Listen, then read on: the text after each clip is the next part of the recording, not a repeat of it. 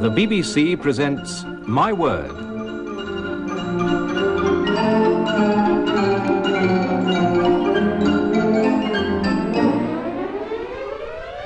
And here to introduce the programme and the panel is Jack Longland. My Word is a word game played by people whose business is words, and those taking part are Dilys Powell, Frank Muir, Anne Scott James, and Denis Norden.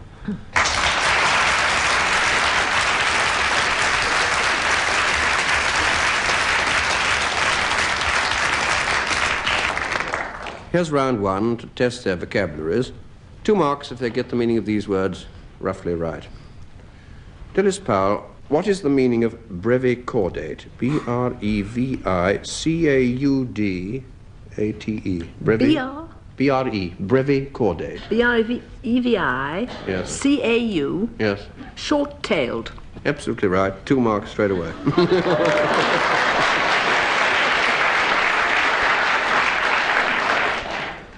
Having a short tail, or I suppose in the case of certain dogs, docked. Denis Norden, what is a jackaroo? Jack like Jack and A-R-O-O, jackaroo.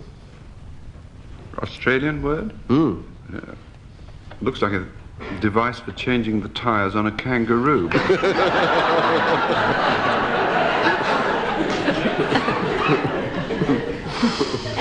But I doubt it, because they don't have tyre. You're quite right. They have tyre pockets, but they don't have tyre.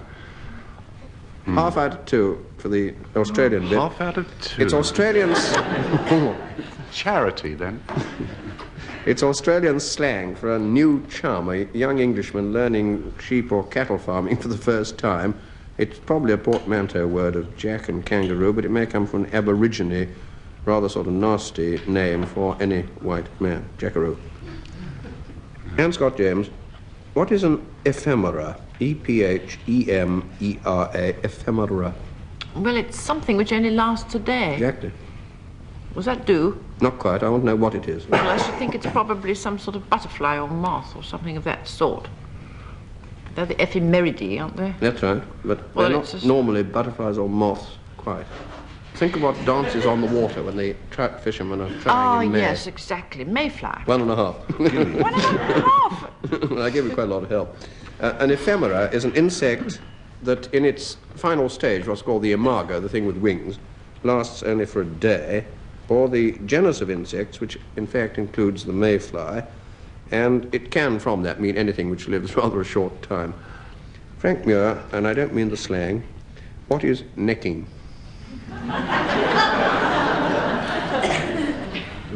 There's slang involved. Necking is a form of passionate encounter between the sexes, rather like driving with one foot on the accelerator and the other on the brake.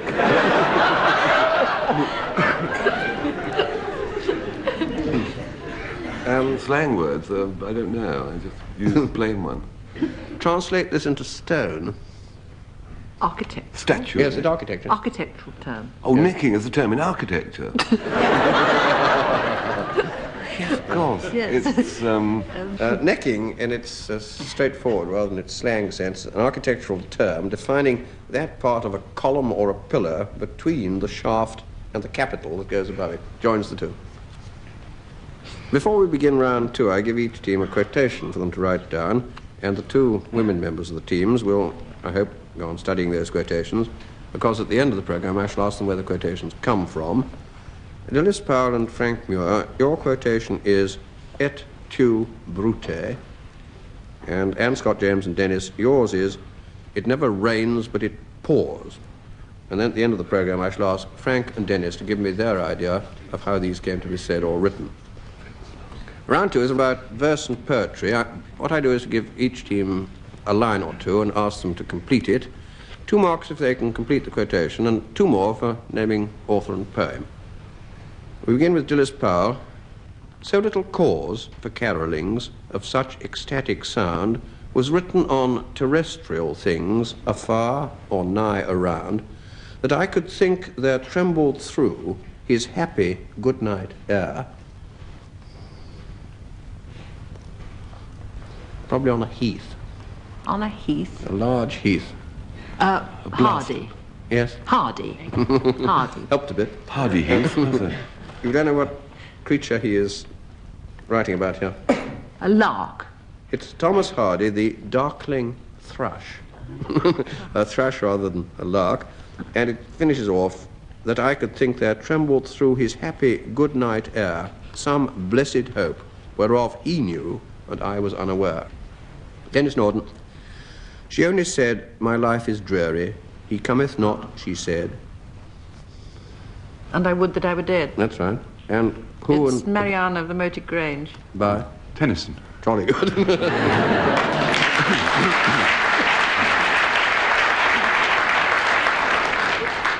Anne Scott James. I made a garland for her head, and bracelets too, and fragrant zone. Is that Keats? It's the Belle Dame sans Merci. Yeah. Now, can you read it again while we try and guess the next Fine. line? I made a garland for her head, and bracelets too, and fragrant zone. Throne? No. I made a garland for her head, and bracelets too, and fragrant zone. She looked at me as she did love, and made sweet moan. Frank Muir. Breathes there a man with soul so dead, who never to himself hath said. This is my home, my native land, whose heart has ne'er within him turned, spurned as home his footsteps he hath turned, from wandering in a foreign strand. If such there be, go! Mark him well, for him no minstrel's raptures swell, high though his station, proud his name, boundless his wealth, as wish can claim, despite his titles, power and pelf, this rich, consented all in self, living shall forfeit all renown, and double dying shall go down to the vile earth from which he sprung, unwept, unhonored, and unsung.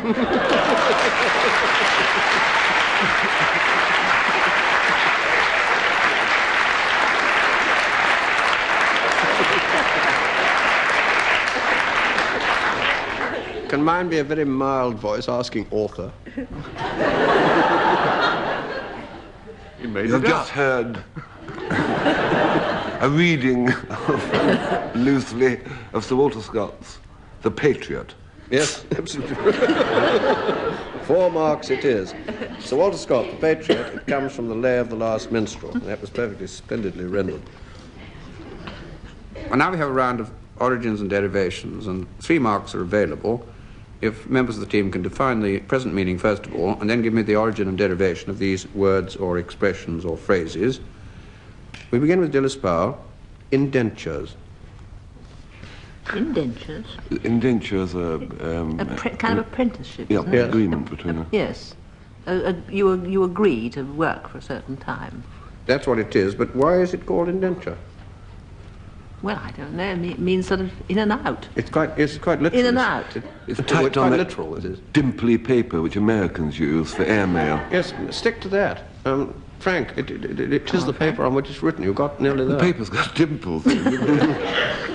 All right, 2 out of 3. That's fairly generous.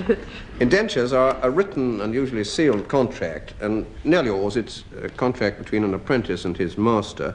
But they were called indentures for a quite literal reason, because you had 2 identical documents and you tore them on a zigzag line down the middle, so that only those 2 papers in the whole world would fit together. And that meant that neither side could argue that the contract didn't exist, because you've got the perfect other half, rather like breaking a sixpence as a love token, so that the bits fitted together. 2 marks out of 3, I think is about right. Denis Norden, hack writers. And I'll have no cracks from you. Charming. It was addressed to me, yes. To me. Hack writers are, what would you say? I'm trying to avoid the word journalist, Anne. Are writers who write regularly for money. Yes. Which embraces a fair percentage of us. Well, hack, because a hack was a horse that was hired out. Yes. and presumably they likened the writer. In fact, today they still talk. Comedians say, well, I have a stable of writers. They say. And they compared the writer to a hired horse. Yes, I think that's it. I think you get your 3 marks. Well done. It is very untrue, because there's very little heavy lifting. I think Denis has got there. Hack is short for hackney, and from quite an early stage on, 14th century on, name given to a class of rather smallish horses, distinguishing them from very large horses like plough horses or war horses, and they were used for ordinary riding and usually for a horse that was let out for hire, as Denis said. And so it came to mean anyone who hired out his services, and a hackney writer was a poor literary drudge, often furbishing other people's works. And Scott James, slaves. Well, it means those who work perforce and are just pushed around by thug employers. And belong to? Masters. And why? Why is it slave come to mean this? Does it come from Slavs? Yes? I should think the Slavs were the slaves of the Russians. I'll go back a bit earlier. Oh, older than that. The Romans. Well, the Slavs were the Romans had brought slaves from all over the place, but I suppose the best slaves, or the most desirable ones, came from Slavland. Yes, 2.5, I think, because I gave a bit of help.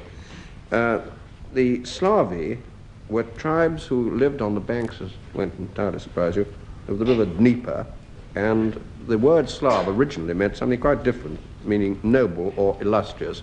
But as Anne rightly said, they became well known as slaves to the Romans in the later stages of the Roman Empire, and they were all over Europe as slaves in that way. Frank Muir, cravat. Well, now we're back to necking. Cravat is a type of necking. In other words, something that you hang around your neck. Yes. It's a slightly larger and many cases more complicated tie. Yes? French word. Yes? Cravat. Yeah. Not unlike the Slavs again. Serbo something. Cravat. Yes. Well, they were originally invented by cravats. As Frank says, a type of neckwear which is considerably more elaborate than a tie and usually ended in a bow, now in various forms coming back into fashion, but they were first introduced into France in the 17th century by the Croatian soldiers. It was part of their uniform, and the French rather liked it. And the French then formed a regiment of soldiers who wore this particular kind of neckwear, and they were known as the Royal Cravat Regiment, but it comes from Croatia. And now we come to the last round and go back to those 2 quotations I gave the teams earlier in the program. 2 marks, Dilys Powell. Can you give me the origin of your quotation? Et tu, Brute. The last words of Julius Caesar. In Julius Caesar. By William Shakespeare. In Rome. During his murder. Absolutely right. 2 marks. Well done.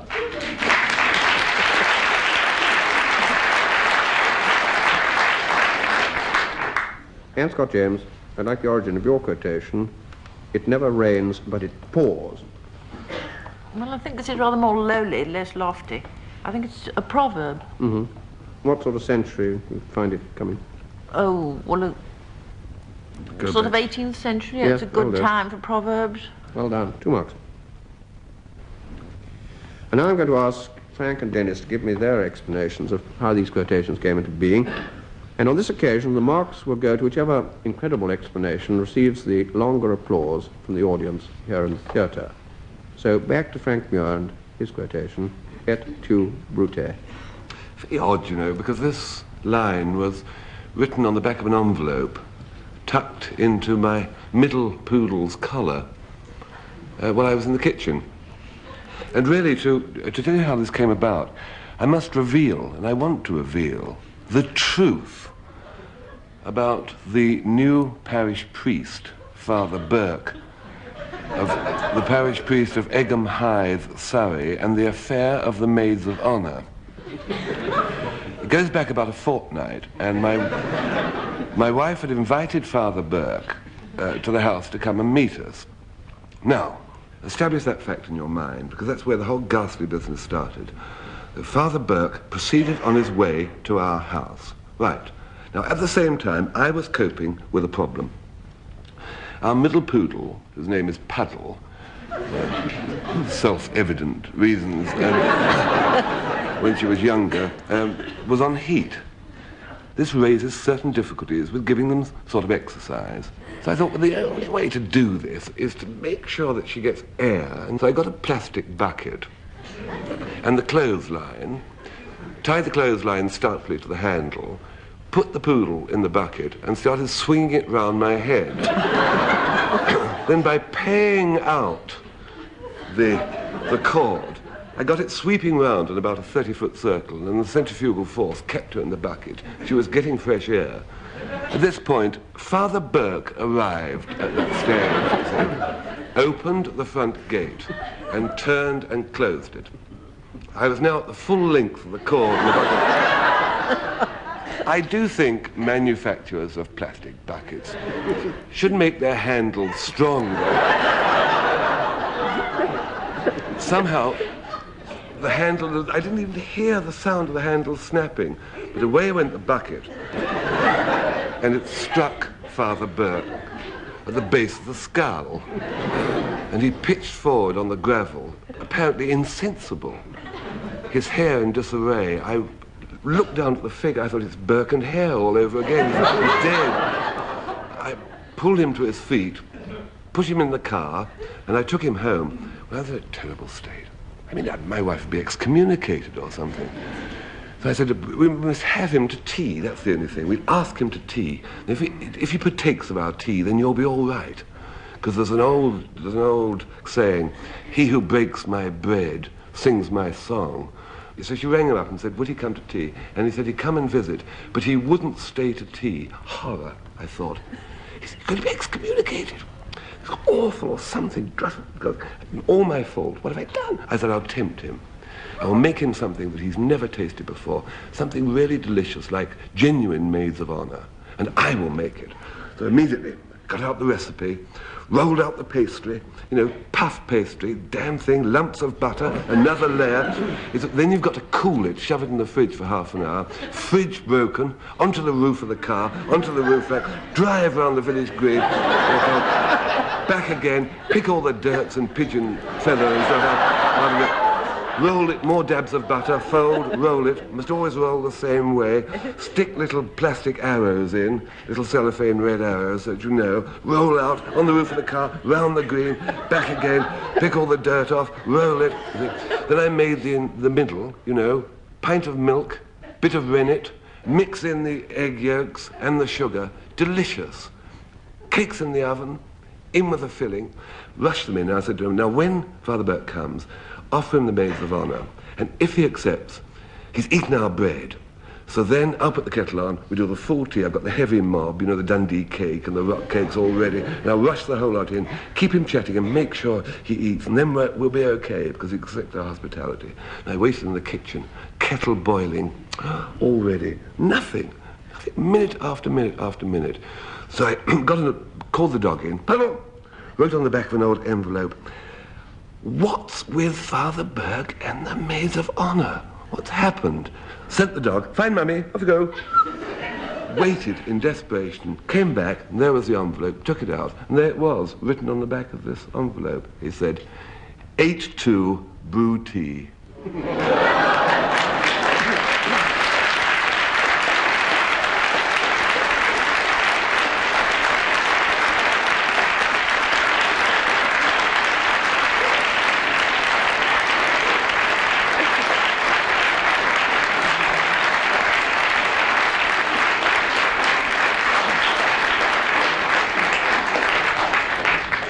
Never a dull moment in Frank's village. And now we go on to Denis Norden, and if you remember, his quotation was, it never rains, but it pours.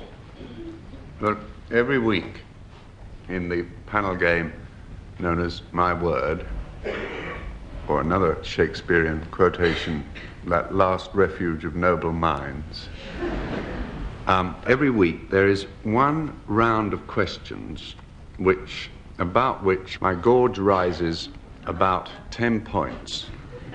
It's the round known as origins and derivations. Now, I claim this round should be called origins and lemons, because the answer that Jack Longland always insists are the right ones, to me, seem terribly unlikely ones, and it always gets to a point where we get very disputatious about it, as with the Romans and the Russians today. But a couple of weeks ago was when I felt it rankle most. I was asked, why was Richard I called Richard the Lionheart? And I gave what I believe to be a pretty sensible, commonsensical type of answer. I said, well, probably because he was one of the first of those transplant jobs. And surgery in those days being rather primitive, instead of using a human being, they found a dead lion and used that for spares, you know. Do you know, he looked at me as I was some grubby little 14-year-old. It's very ingenious, you know, that laugh, he said, but wrong, I'm afraid. Let's press on to the next round. He's great on this pressing on to the next round until you actually get into a pub with him. But this rankled with me, you see, because I'd been made to look a complete nana, and I sulked about this for the whole week. Then I had a very fortuitous encounter. I went into a second-hand shop because I had trouble with the watch and I wanted a new second-hand on it. And while there, I came across a book called, and the title struck me, it was called Medieval Forgery. And I picked it up because I couldn't imagine what forgery was, and, you know, there's always the odd chance it might be dirty, you know. But when I leafed through it, I found that the F was just the old-fashioned way of writing S, and it was all about the early days of medicine and surgery. And do you know, there in black and white was the actual word-by-word, blow-by-blow description how Richard I actually did have a nasty turn in the middle of a crusade. And the surgeon had found a dead lion, taken out the heart, and thwopped it. Richard, so my explanation actually was literally correct, you see. And this man's condescension was absolutely unforgivable. Now, you may say, yes, but it could still just be a myth or legend. Can a human being live with a lion's heart inside? Is it possible, you might say? Well, that is very interesting, because this doctor who did it had done a follow-up on Richard's case, and they found that he was able to live a perfectly normal life, except that every time he passed a piece of fresh meat, he had this irresistible urge to roar.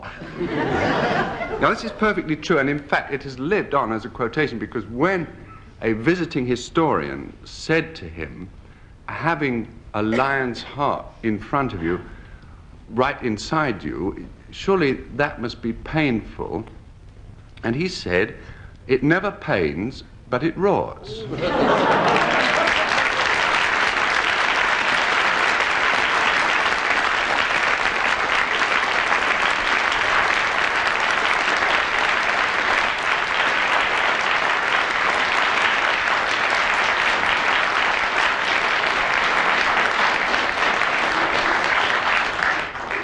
Well, by a very, very close margin indeed, Frank Muir wins the contest of the two stories, and that means that his team of Dilys, Powell and Frank Muir win the entire contest by exactly half a mark, and that brings to an end this edition of My Word.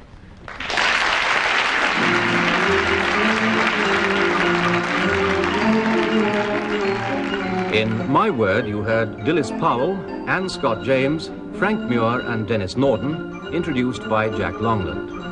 The program was devised by Tony Shryan and Edward J. Mason and presented by the BBC.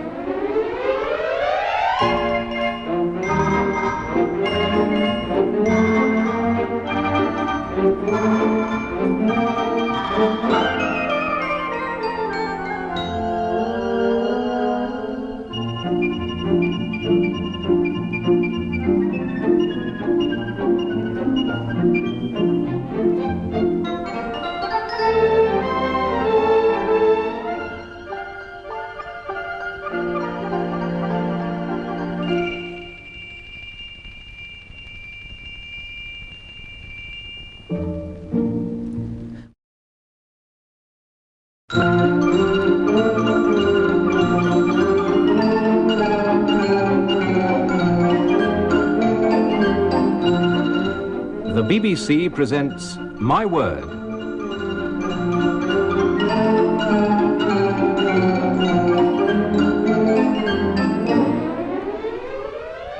And here to introduce the programme and the panel is Jack Longland. My Word is a word game played by people whose business is words, and those taking part are Anne Scott James, Denis Norden, Dilys Powell, and Frank Muir.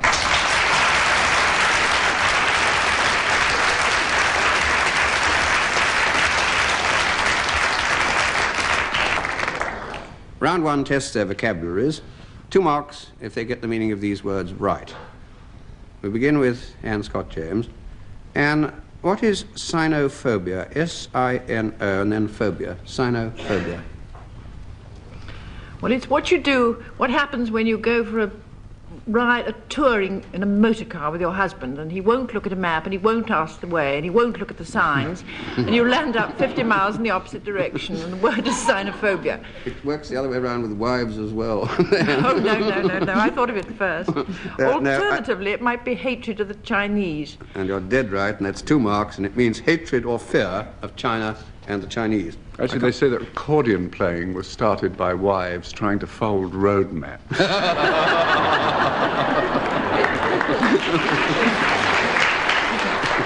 Only they got the accordion the right way up. They never do. All right, Frank now. Frank, what is an umiak? U-M-I-A-K. Umiak. Umiak. It's like an almanac. Am I warm? Same sort of Arctic waters as kayak. Oh, that's of course you know. The one that you can't have and heat it too. In Arctic waters, you have a choice of 2 vessels. You have a kayak, in which one person sits, yes, and an umiak, in which a male and a female. If you think of the female sitting, who always sits in front, and the male behind, sometimes that paddle comes around a bit sharpish and there's an ooh. Well, I say the paddle, not necessarily. And it somehow got its name through that. I'll give you 1 out of 2, because that was good to have helped there. Umiak is, in fact, a large skin boat used only by the women and children, and the male hunters won't be seen dead in it because they have these little kayaks. And Umiak is a great big boat which can hold wife, grandmother, and lots and lots of children as well. How in semi-fascinating. Among the Eskimos. 1 out of 2. Dilys Powell, what is a catafalque? A catafalque is a beer, not a drinkable one, not this kind, but a B-I-E-R beer. And I seem to remember once seeing a print of the catafalque of Nelson. It was rather a classy affair with a kind of drapery over it. Yeah, yes, a catafalque is a decorated stage or showpiece for displaying the coffin, usually the open coffin so you can see the corpse, or sometimes an effigy of the chap who's dead at a really important funeral. 2 marks. Denis Norden, what is pornocracy? P-O-R-N-O and then C-R-A-C-Y. Pornocracy. Porno was originally harlots. Yes. Pornography is writing about harlots. That's it. But it could, was it Lloyd George who was talking about newspaper proprietors, and he said the noble... Baldwin. Was it Baldwin? Yeah, Yes. The noble peers of the popular press seek power without responsibility, the privilege of the harlot in every generation. That's it, yeah. So it's a rule either by harlots or newspaper people. You're speaking of my profession, do you mind? Which, Anne, which? Which profession?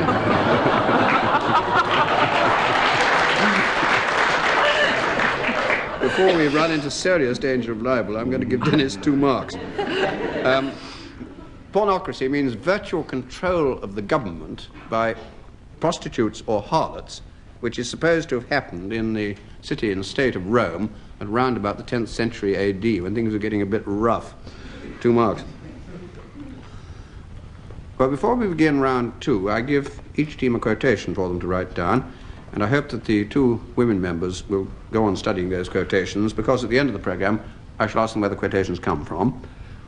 Anne Scott James and Denis Norden, your quotation is, "And gentlemen in England now abed shall feel accursed." And then Dilys Powell and Frank Muir, yours is a quite different one. "There's no place like home." At the end of the programme, I shall ask Denis and Frank to give me their ideas of how these came to be said or written. Well, round 2 is a round of odds and ends, 2 marks for correct answers. We begin again with Anne Scott James. What do you understand, Anne, by the expression Tom Tiddler's ground?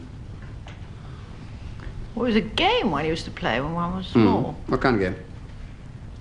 You used to sort of be rather daring and dash across to the other person's territory. Yeah. A sort of territory snatching. That's it. That's in origin, that's the game. And in its adult connotation? Oh, not a word I frequently use. Do you, Denis? No. I'm on Tom Tiddler's ground. I think it means I'm somewhere rather rash. Rather Okay. bravely. Remember what the children sang or said? I'm on Tom Tiddler's ground. What's the next line? Picking, That's it. picking up gold and silver. Yes, now, the adult connotation is? Well, I should think it means you're trying to make money. Tom Tiddler's ground began life as a children's game. One child is voted or probably compelled to be Tom Tiddler and protects his base from other children, tries to stop them crossing the boundary. And as Anne says, what they say is, or sing, "Here we are on Tom Tiddler's ground picking up gold and silver." And so it comes to mean a place where money can be picked up pretty easily and where it's simple to make your fortune. Frank Muir, what's meant by the expression to pay the debt of nature?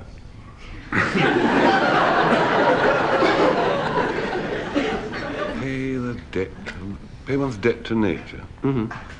Well, it's to do something, isn't it? Well, something happens to you. You don't have someone to do it. You die. That's it. You die. Why? Because something's gone wrong with your innards. The expression derives from the fact that you owe nature your life. That's You it. owe your life to nature. Absolutely right. A theory. 2 marks. Dilys Powell, who was Tokyo Rose? Tokyo Rose was a Rose in Tokyo who used to broadcast, I think. All right. But what about? She used to broadcast to the opposite army, which was ours and the Americans, trying to persuade them that the war on their side was lost. Yeah. Jolly good. By origin, she would be what, probably? Feminine. Yeah.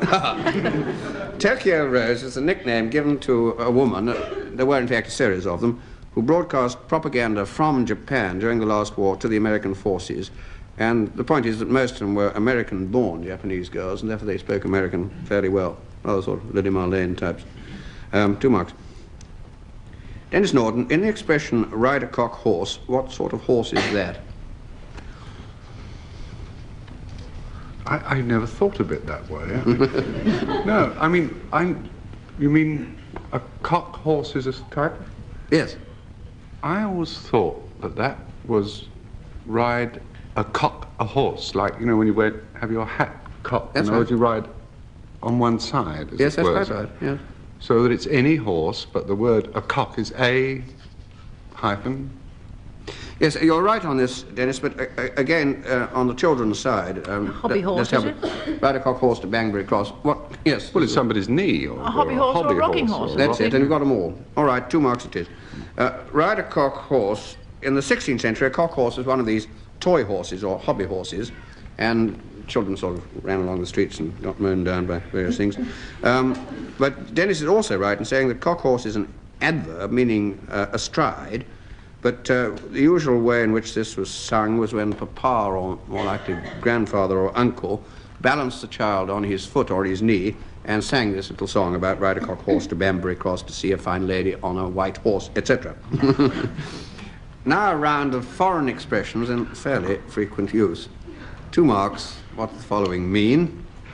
Anne Scott James, mot juste. Means you've got just the right word. For? Well, what you're trying to say?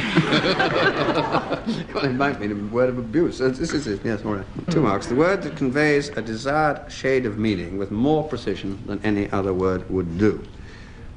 Frank Muir, au fait, A-U-F-A-I-T, au fait. Au fait means you are up on whatever's being discussed. Yes, that'll do. 2 marks. Bon, merci. Or rather, da. Conversant with, or instructed in, or at home with, all these au fait. Dilys Powell, au naturel. Au naturel means without any admixture, just pure. And in connection with what normally? Well, water au naturel, or wine au naturel, or You missed out the most frequent of all. fish, No. trout. Au naturel means without No. mucky sauces. Yes, no basically. sauces. That's it. Yes, no sort of... Au naturel means cooked in the simplest possible way, as Frank says, without any mucky sauces. 1 out of 2. A girl au naturel is a girl without makeup. That's perfect. But she needn't necessarily be pure. I think it's more than that, Frank. It's more like déjeuner sur l'herbe, in which she has very, very few clothes on indeed. But I may be wrong. What a mind. Never crossed my thoughts.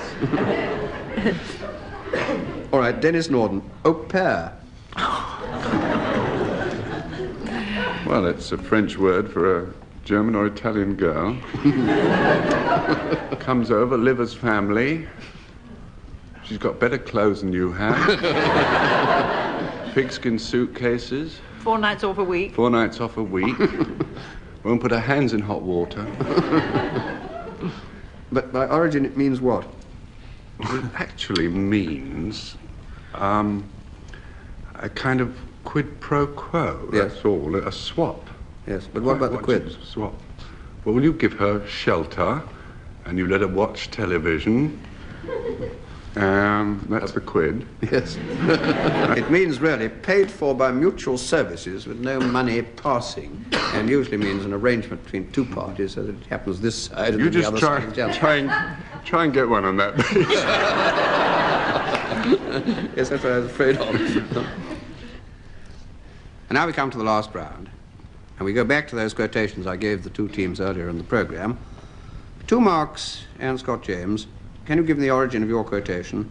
And gentlemen in England, now abed, shall feel accursed. It's a part of Henry V's speech before the Battle of Agincourt.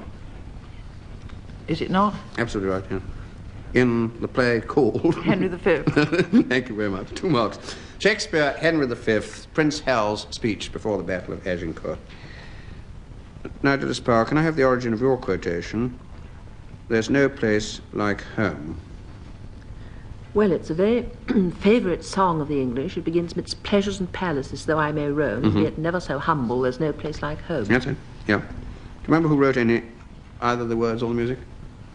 Well, it sounds like Mrs. Hemans, but I don't know. No. It's American, isn't it? American, is it? American. It's American. an American lady or gent. I don't know. Well, I think yes, They love words the certainly meaningful an American, song. but music, I think this side of the Atlantic. No, I don't know. 1.5. Be it ever so humble, there's no place like home. It was, the song of Home Sweet Home first came in an opera called Clary, the Maid of Milan. The words were by John Howard Payne, who was an American. Ah, yeah. And the music was by Sir Henry Bishop. And this tune, I think, was based on a Sicilian air. Well, now I shall ask Denis and Frank to give me their explanation of how these quotations came into being. And on this occasion, the marks will go to whichever incredible explanation receives the longer applause from the audience here in the theatre. So back, first of all, to Denis Norden and to his quotation. And gentlemen in England, now abed, shall feel accursed. It was this rather embarrassing experience at the dentist that got me started on this crusade. You see, I have to admit it, I'm somewhat of a physical coward. And I'm afraid when I did see him last week, I was kicking up a bit of a fuss. I kept saying, it hurts, don't. And he said, look here, unless you try and control yourself, I shall have to ask you to leave the waiting room. You see, it's always been like that with me. Anything to do with any dentist. I used to have to take Novocaine to make an appointment with them. And this particular one, I'm not terribly mad about as a dentist. In fact, I don't think he should ever have been given a license to practice because he has a physical disability. He has very big hands. And it's very difficult when you're a dentist with very big hands because he has to take out 2 of your front teeth in order to get at your back one. But it was this whole thing that got me thinking, why do we have to have dentists? You know, I mean, we've ironed out so many things in life, and I came up with the answers because we have teeth. You know, because I don't mess about in thinking. I go, you know. And I thought, well, do we have to have teeth? You know, I mean, when you think about it, it is the only part of your body that you have to go and get serviced every 6 months. I can't think of another one. And some of the greatest advances in modern nutritional thinking, teeth absolutely won't cope with at all. I mean, you take baked jam roll. If you've got one tiny little filling, hot baked jam roll, you're on aspirin for the rest of the day. You see, so in sort of scientific terms, these bits of enameled things inside our mouth are really sort of technologically speaking a dead loss. You see? So one starts to think, if it's true that they haven't kept pace, as it were, with the rest of our bodies, and we're walking around with a mouthful of what is virtually outdated equipment, why don't we get rid of them? We don't need them. They must be able to think up something else. Well, they say, all right, well, then what else can you have? You see, the answer is false teeth. See, everybody laughs when you say false. False teeth are objects of derision, aren't they? Like mothers-in-law, kippers, you know, false teeth. But if it weren't for that, now one starts thinking, you see. Suppose one did a tremendous public relations job on false teeth, made them trendy, and give them the full glamour treatment. I mean, why should they always be white? You see, if you got Carnaby Street, for example, putting out false teeth, each one a different colour. You know, like a snooker set. So you could have tartan ones. Why not? For our Scottish listeners, tartan teeth. After all, if you have striped toothpaste, why couldn't you have striped teeth? You were sceptical at first, but you're beginning to get it now, aren't you? Well, I don't see why we here tonight shouldn't get together and make this happen, because it's purely public relations. We can do it. And we can do it, and we should do it, not within our children's lifetimes, within our lifetimes. And not just within our lifetimes, before tomorrow. Because I've got another dentist appointment tomorrow. So if we can get together, what we can do tonight is to take steps that can abolish the whole profession of dentistry tonight, so that dental men in England, now abed, can feel themselves accursed.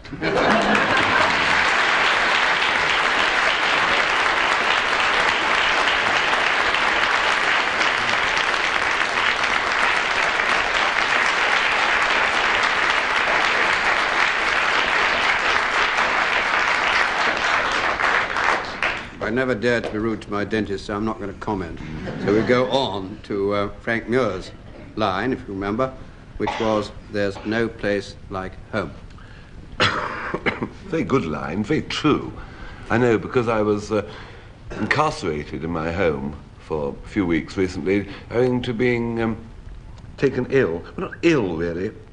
I ripped my neck twice, both to the left and to the right.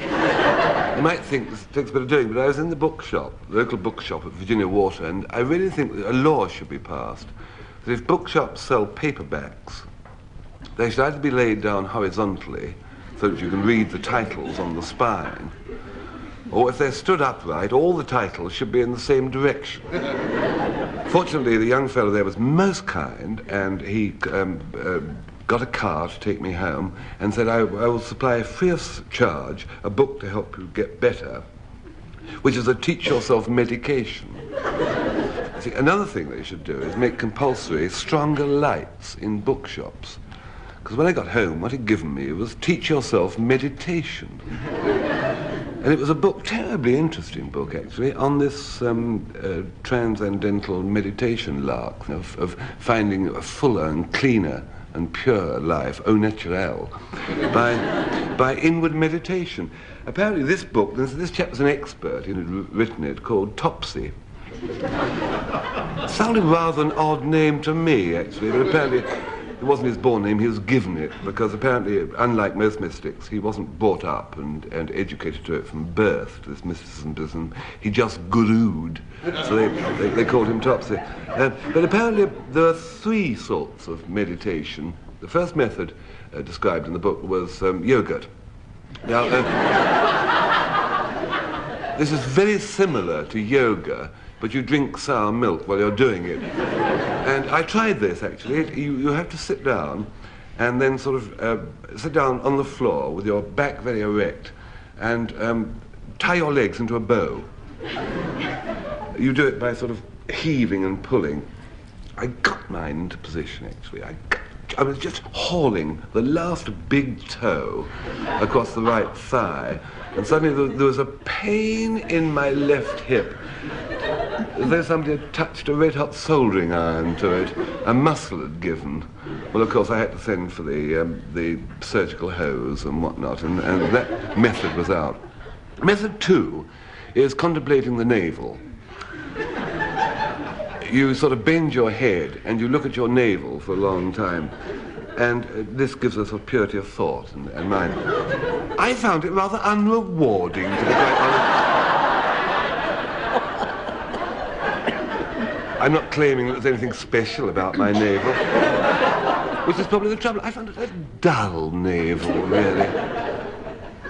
You know, I looked at it for about 20 minutes and removed a piece of fluff.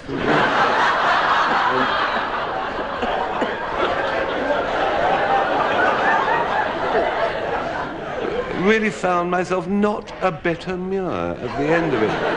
So I went to the third method, which is the Om method, which comes from Tibet. This magic word Om. You have to clear your mind of all thoughts. And in the vacant chamber, which is left, you say to yourself the word Om, which is supposed to echo about as though it's a tuning fork noise. Om. And I started clearing my mind of thoughts. Really, the most extraordinary stuff came out. It was like unpacking the cupboard under the stairs, really. And suddenly, once I'd got rid of all these thoughts, my mind was clear. I said, Om. And suddenly I felt in a state of euphoric bliss. It was absolutely beautiful. And now, whenever I'm worried, whenever this old world gets on top of me, I just get rid of all these thoughts and I say, Om. It's a lovely, lovely feeling. No, I was telling an Eastern friend of mine about this and said, this Om system really works. It's absolutely marvellous. You go into this trance of bliss. And he said, well, yes, well known. In my family, there is a saying, we have a saying, there is no bliss like Om.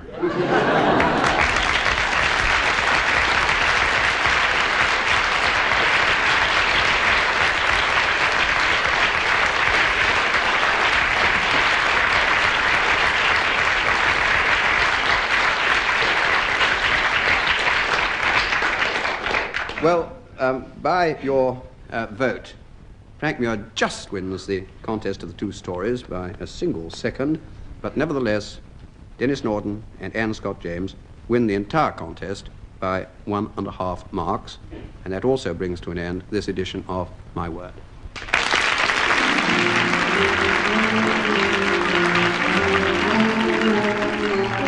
In My Word, you heard Dilys Powell, Anne Scott James, Frank Muir and Denis Norden, introduced by Jack Longland.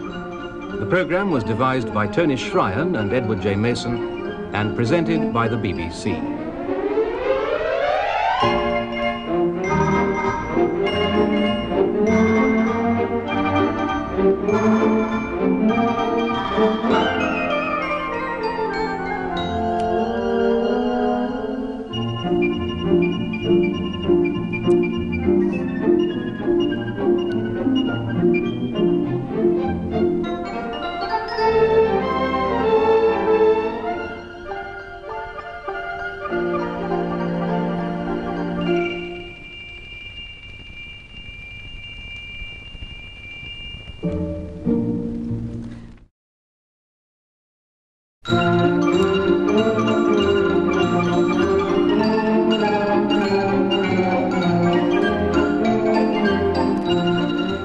The BBC presents My Word.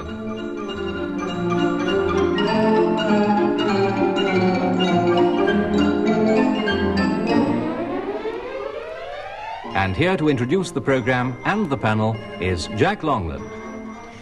My Word is a word game played by people whose business is words, and those taking part are Dilys Powell, Frank Muir, Anne Scott James, and Denis Norden.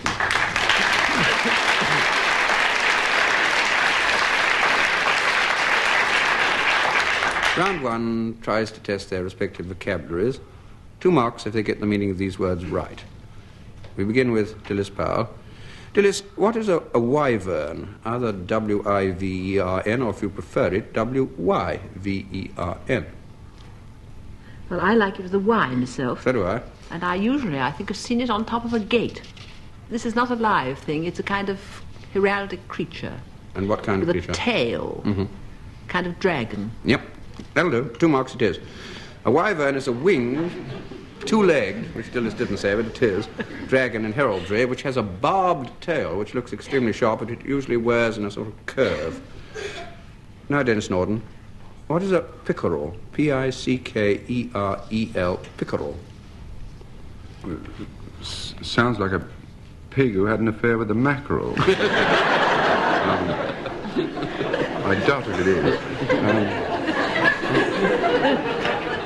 It could be a very fastidious mackerel. Yes, I'd stick to the water side. This is all right. I'd stick to the water side. Fishy-wishy? It's a fish of some kind, I take it. Yeah. Okay, 1 out of 2. A pickerel is a young pike, and rel, like cockerel, means it's smaller than its path. 1 more. Anne Scott James, what is a cheval glass? Oh, it's a mirror which a horse looks into when it wants to pounce.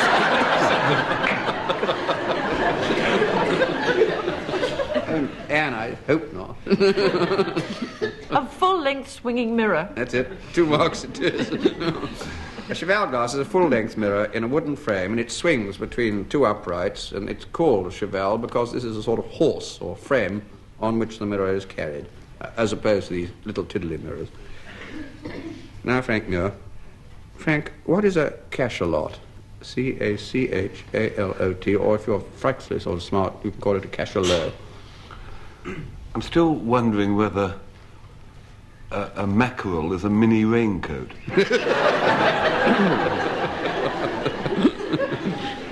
What was your question? I should keep off the minis on this one. Cachalot, or cachalot. It's a misnomer for a mammal. Yes? A whale. I say it's a misnomer because whales, in fact, catch very little. They catch sort of plankton in a sort of doormat arrangement in their throat. And the throat is about the size of a man's wrist. And a cachalot is a type of whale. Yes, I think that'll do. You were getting rather sort of unwarm in what you were saying before, because this is the kind of whale that has a lot of teeth. And the common cachalot is the sperm whale, the Moby Dick kind of whale that Herman Melville wrote about, whereas the ones with the very, very narrow throats, as far as I know, don't have teeth. Before we begin round 2, I give each team a quotation for them to write down, and I hope the 2 women members of the team will go on studying those quotations, because at the end of the program I shall ask them where the quotations come from. Dilys Powell and Frank Muir, your quotation is, "If winter comes, can spring be far behind?" And Anne, Scott, James and Denis, yours is, "A portion of the eternal." And then at the end of the program I shall ask Frank and Denis to give me their idea of how these came to be said or written. Round 2 is odds and ends, 2 marks for correct answers. Dilys Powell, with what poem, by what poet, do you associate Auburn, and what was it? Auburn's a place in America. Hope not. No? Sweet Auburn, Village of the Plains. Village of the Plains. Oliver Goldsmith, Deserted Village. Absolutely right. Thank you, Frank. Oliver Goldsmith, Sweet Auburn, loveliest village of the plains. So the plane does come in, but I hope the plane on this side rather than the other side of the Atlantic, I think. Denis Norden, what would you have done with a dandy prat in the reign of Henry VII?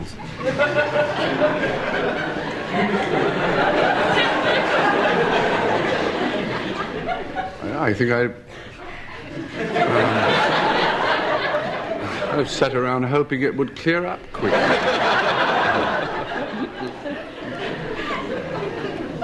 It's before the national health, that one. I presume the same as I would do with it now if I would have had no more idea what it was at Henry VII's time than I do now. Do you know what? Nowadays it has become decimalized. Decimalized? Decimalized. A coin. Coin. You'd have spent it. That's it. You would have an idea. You'd have spent it. Give me an idea of its value. I'd say it's about threepence halfpenny, give or take, you know. All right, 1 out of 2. You haven't done too badly.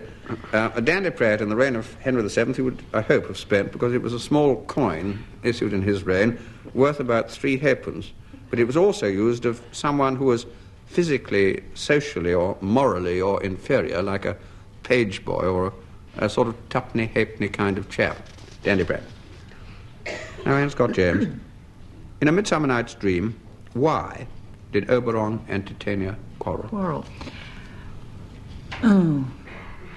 Because Oberon fell for somebody else, didn't he? No, What Titania did. It was about a page boy or something, That's right. wasn't it? He wanted... that's...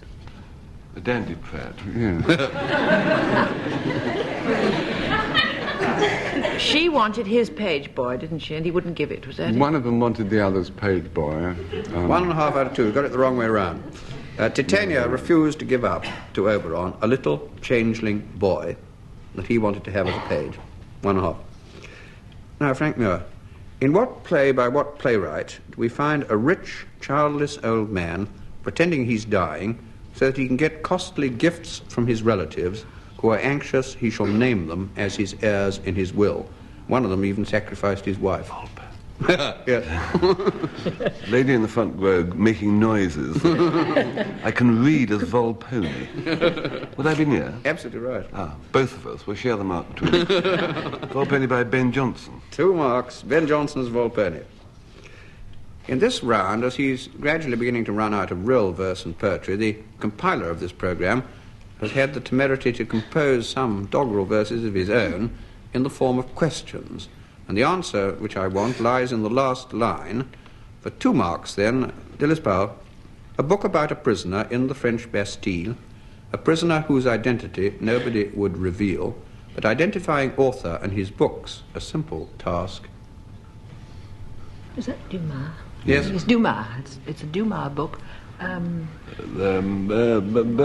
chap we don't know who he ever was. That's it. The Man in the Iron Mask. Yes. All right, you get your 2 marks. But identifying author and his books, a simple task, Alexandre Dumas and the Man in the Iron Mask. Put them together. It rhymes, doesn't scan. No, that's what that's what Ted Mason told me, but we hope you wouldn't notice.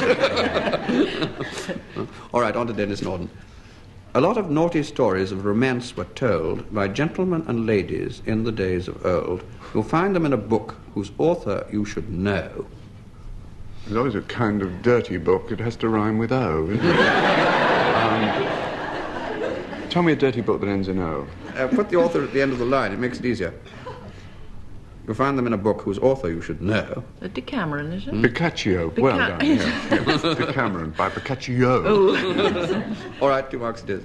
You'll find them in a book whose author you should know. It was titled The Decameron by Boccaccio. There's again a syllable either, missing. no. Yeah. Should that be by Fred Boccaccio? Make it scam. Yeah. Now, Ian Scott James. The name of a king and the name of a writer, the former was tragic, the latter much lighter. They've both been applauded by people for years. I'm speaking, of course, of a couple of Lears. That's it. Well, that scans, anyway. Scans very well, Anne. Well done. So take off your hats to the 2 famous Lears. The first was King Lear, and the second was author of nonsense rhymes, Edward Lear. Frank Muir. Tarquinius Superbus had a son who had no shame. His parents called him Sextus, was a most appropriate name. He pursued a high-born lady, and he simply would not cease.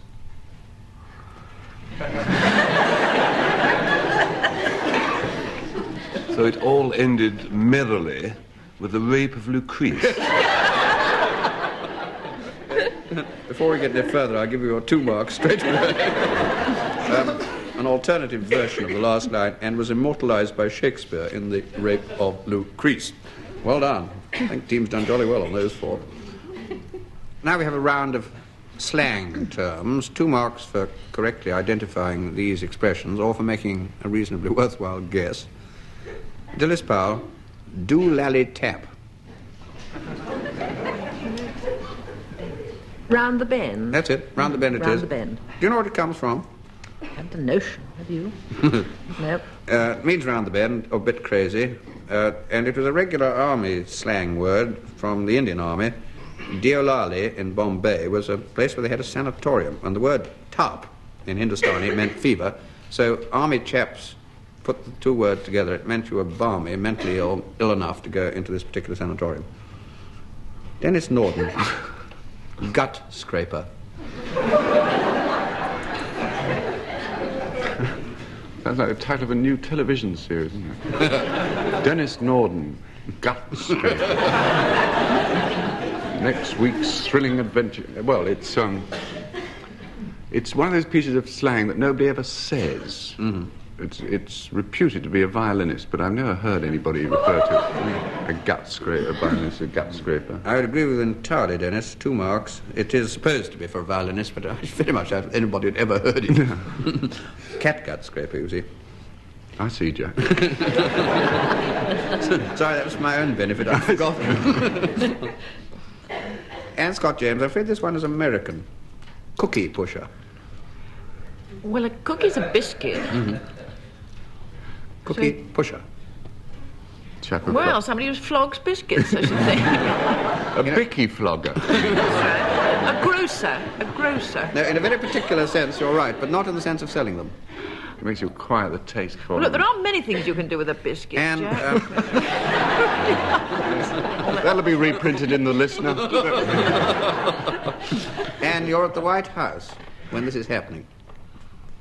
One of those waiters in a white mist jacket, which they wear in America. Must be. A waiter.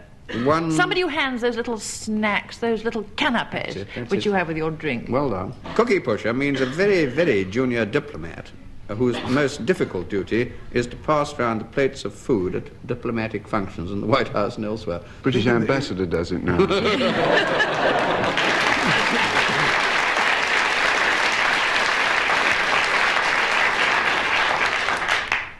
All right, Frank Muir. Dutch comfort.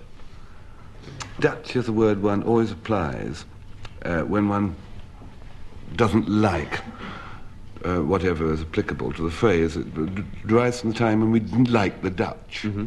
Yes. So we had Dutch concerts and Dutch courage. Yes. And Dutch comfort, presumably, as being a sort of Job's comforter, saying, "Oh, we've got a pimple, my aunt died of that." Yes, that's exactly right. Well done, Frank. Dutch comfort implies, oh, well, it might have been much worse. That is, however bad the evil that's come to you, a worse evil is certainly conceivable and might be just round the corner. This was Dutch comfort, or sometimes called Dutch consolation. Got a tummy ache, you'll have to have a gut scraper.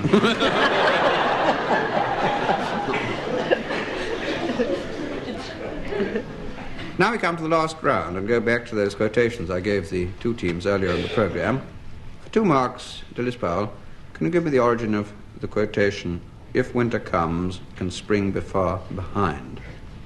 It's one of those puzzles in rhyming. It says, "O wind, if winter comes, can spring be far behind," or "O wind, if winter comes, can spring be far behind." That's and what it's I think. Shelley. Yes. And it's "Ode to the West Wind." Well That's done. the last 2 lines. Or wine. Well done. Or wind.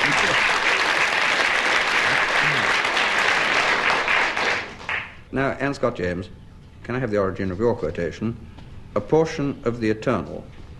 Well, I think it's Shelley too. It is. Are you asking about the poem? Mm-hmm. I think it's Adonais. Yes, absolutely right. 2 marks you get. Well done.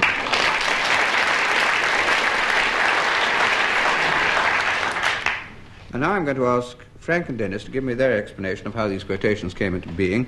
And on this occasion, the marks will go to whichever incredible explanation receives the longer applause from the audience here in the theatre. So back to Frank Muir. "If winter comes, can spring be far behind?"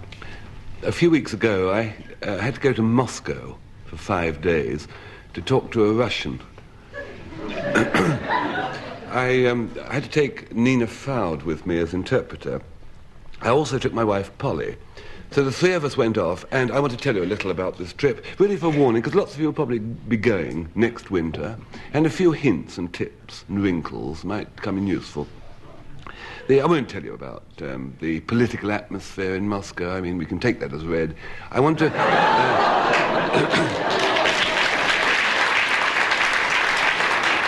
Now, when you get to your hotel, you'll find the loo doesn't work. Or rather, it overworks. Because what happens is all Russian loos seem to be made by the same firm. And they're sort of low-level things with a cistern which you can get at, and they run the whole time.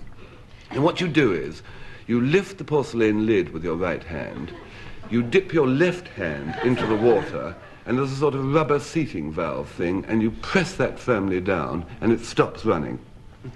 Now, coupled with that is a second tip. A little way up the Gorsky Prospect, just to the right, there's a jeweller's shop, which will dry out a wristwatch.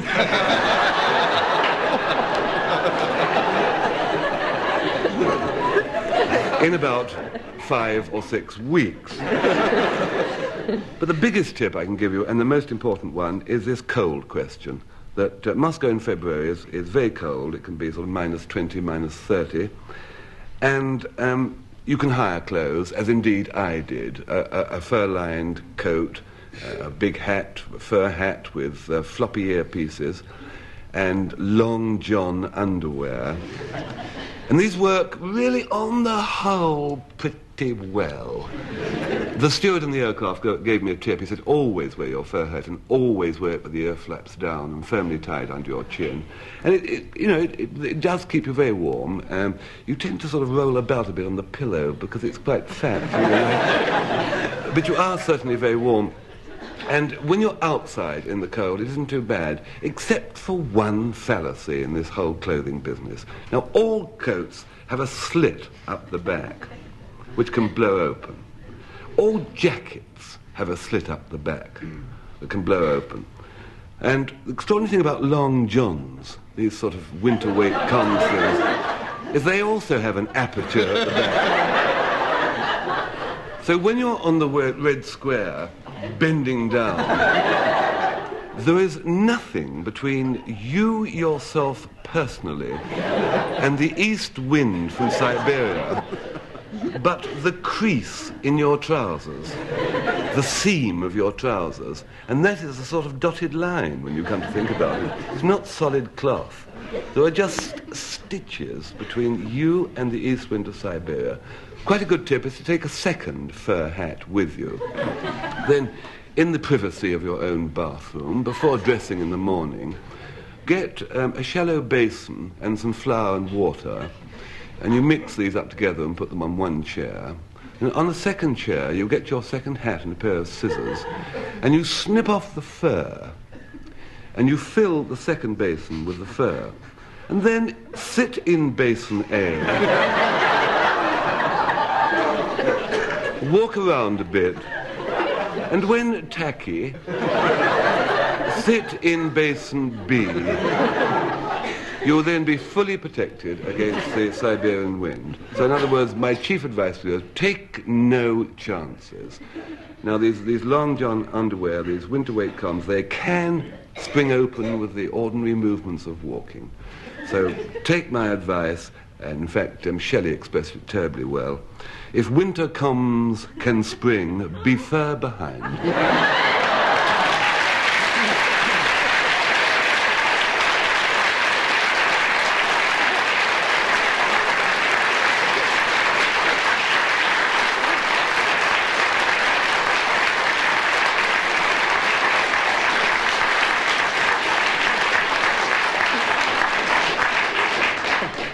I'm very glad to report that Frank has fundamentally recovered from his visit to Moscow.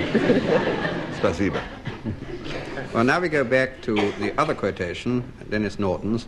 If you remember, that was a portion of the eternal. I was hoping he'd defected.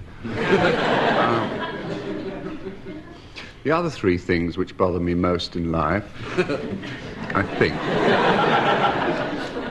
are having my hair cut, which I can't stand, buying socks, which somehow I feel is a waste of life, and putting my car in for servicing. Now, I'm not sort of being plutocratic about that, you see, because I use my car as a kind of mobile attic. Any item or object that I feel I might need during the course of a day's living, I just sling in the back of the car and keep it there. So you can imagine when it goes in for servicing, I very badly feel the lack of it. Now, you may well ask, that feeling as I do about being parted from the car, you say, well, why don't you service it yourself then? And the answer is because I happen to be the least mechanically minded person in the world. I have difficulty understanding the principle of the wheelbarrow. So when the car starts exhibiting symptoms, you know, that terrible loss of power, I find all kind of fruitling reasons to try and keep it going, you know, make it like emptying the ashtrays. I do actually get my car into such a state that if I empty the ashtrays, I can do 3 more miles to the gallon. But there comes a moment when you just have to put it in and have something done about it, as happened last week. And at this particular time, I'm working out at a film studio, and they start this ungodly hour of the morning. So when I put my car in this time for servicing, I hired a car. Now, I'll give you a tip about hiring a car. Always test them first. Otherwise, you won't get in the position that I'm in at the moment with this Mini. It has no reverse. The reverse gear doesn't work at all. It won't go backwards. Now, do you understand what this means in terms of life? It means I have to approach everywhere in a circle. You see what I mean?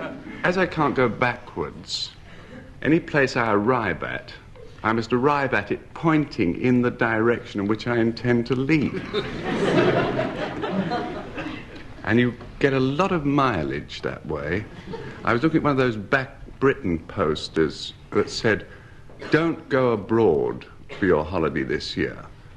Aren't there parts of Britain that you haven't seen yet?" And I thought, not many.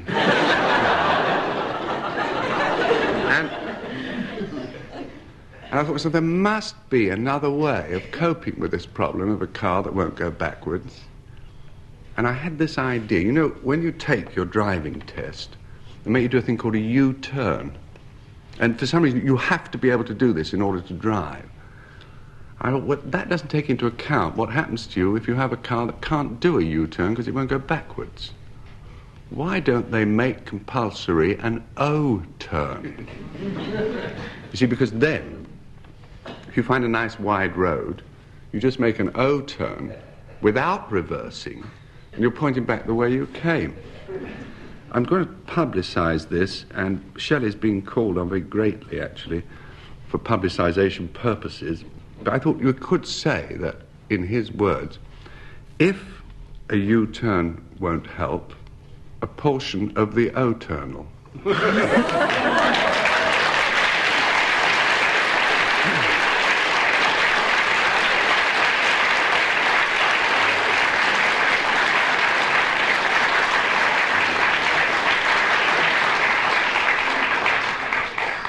By your vote, ladies and gentlemen, the contest of the two stories is won by Frank Muir, and Frank Muir and his partner Dilys Powell also win the entire contest by 1.5 marks, and that brings to an end this edition of My Word.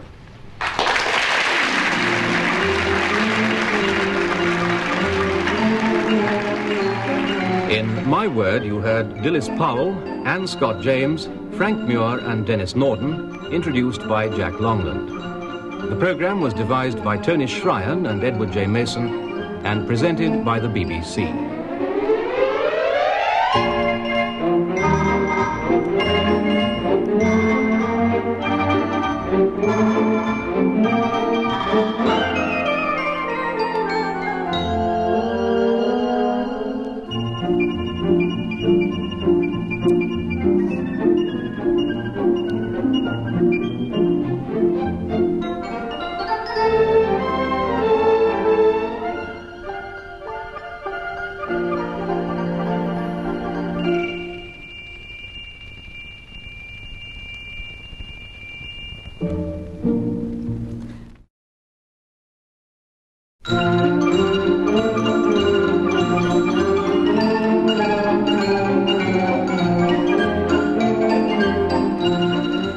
The BBC presents My Word.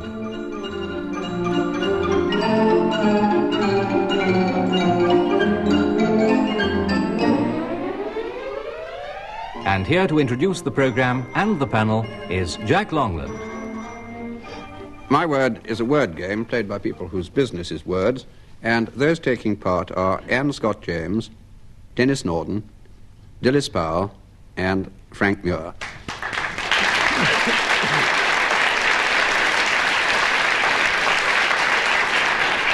And here's round one to test their respective vocabularies. 2 marks if they get the meaning of these words approximately right. We begin with Anne Scott James. Anne, what's the meaning of discarnate? D-I-S-C-A-R-N-A-T-E, discarnate. Anything to do with flesh? Yes. Well, the dis part of it means separating. Yes.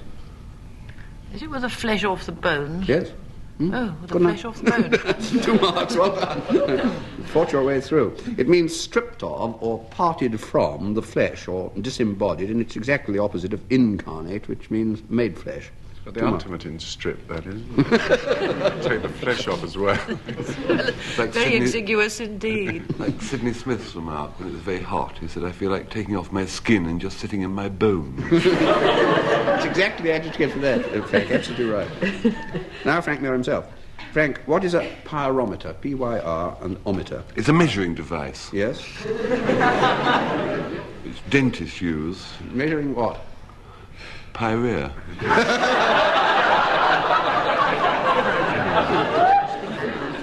No, that won't do. Pie could be to measure. Could be a simple caliper to make sure the pie will go in the oven. We think it's something to do with fire, Jack. Yes. It measures fire. Or heat. Why do you want to measure fire? I don't personally. Good Take point. it for granted. It measures the heat of fire.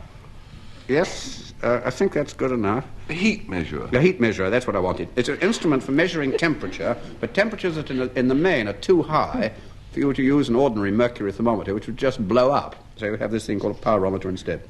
Dilys Powell, what is Billingsgate? And I don't mean the market itself. It's a form of language. What kind of language? Low. Now, how does it come to mean that? Well, I always imagined it was because people at Billingsgate spoke rather roughly to one another. Yes, that'll do. 2 marks. Means normally violent abuse. Said to have been coined as the result of rather more serious types listening to fishwomen in the Billingsgate market. I'm sure this is an absolute libel on the Billingsgate fishwoman, but there it is. 2 marks. Denis Norden, what is poco curante? I think I should get a productivity bonus for foreign words. It's Italian. Yes. And it's what Italians say when they're indifferent. Mm-hmm. It means little caring. Yes. Or I couldn't care less, or blow you Giacomo. I'm all right. Molto bene. A completely accurate and most illustrative description. 2 marks. Well done. Well, before we begin round 2, I give each team a quotation for them to write down, and I hope the 2 women members of the teams will go on studying those quotations, because at the end of the programme I shall ask them where the quotations come from. I'll see that Anne goes on studying hers, Jack. Keep her to Keep it. me to it, yes. Well, Anne's is Anne, Scott James and Denis Norden. Here's your quotation. Honesty is the best policy. And Dilys, Powell and Frank Muir, yours is Bonnie and Clyde. We know that. Well, then, in the programme, I shall ask Denis and Frank to give me their ideas of how these came to be said or written. Round 2 is the department of odds and ends. 2 marks for correct answers. And Scott James, who and what was Jonathan Wild? Jonathan Wild was the hero of a book Yes? written in the 18th century by, now, Smollett, Sterne, Fielding. Yes. Fielding, I think. Yes, that's right. And what sort of chap? Oh, Wild. Yes, I'd like a little more about him. Bad hat. Who had a gang. Yeah, that's it. Yeah. All right, that's 2 marks. He was a thoroughly notorious rogue, and he did, in fact, live between 1680 and around 1725, and he became the head of a very large gang of thieves and other kinds of crooks, took most of their booty, and kept himself for a long time clear of the law by denouncing any of his gang who contested his authority. And so he got a reputation as taking thieves on behalf of the law, but eventually was found out and was hanged at Tyburn. And as Anne quite rightly says, Fielding wrote a satirical romance about him called Jonathan Wild the Great, but also he had his life written by Defoe, who was another person Anne didn't mention, but 2 marks. Frank Muir, who was Fra Diavolo? He was a monk. No. Oh. He was a brother. He was a devil. That is true, yes, in a sense, yes. I'm running out of ideas. In an opera. Now. He's an opera, yeah. In an opera. Yes, he was in an opera. He was an opera. He was a mystical character to describe, Jack. Yes, he is. Difficult character to get hold of. I don't think you're going to get him. prose. But I'll give you 1 for knowing what the name meant, which means brother devil, and for knowing that he is the subject of an opera by Aubert, which bears the same name. But he was a real chap. He was an Italian brigand. His real name was Michele Pezza. He lived at the end of the 18th century, leader of a troop of brigands, and they had something to do with trying to free South Italy from the French. And he became a thoroughly popular character, but in the end he was arrested and he was shot. And that's roughly what the opera is about. 1 out of 2. Dilys Powell, who was Moll Flanders? Moll Flanders was the heroine of a novel by Defoe. Yes. She was a thief and lived sort of round about Billingsgate. And she really fell into evil ways and stole some cloth. Yes, I think that's about enough. 2 marks it is. Defoe wrote The Fortunes and Misfortunes of the famous Moll Flanders, and she was the heroine. The girl had her mother transported to Virginia when she was very young because the mother was a thief. And the story tells most terrible things about her seduction, about her various marriages and other things which weren't marriages, and the way she went to Virginia, where she found her mother and found that she'd inadvertently married her own brother. I don't mean the mother, I mean Moll. She then came back to England, was a very successful pickpocket, and she then married a highwayman, and they were both transported back to Virginia, which was a bit odd, and they finished up as planters with all the money that they'd stolen, and their remaining years ended in penitence and prosperity. Denis Norden, what do you know about Mary Celeste? We're just good friends.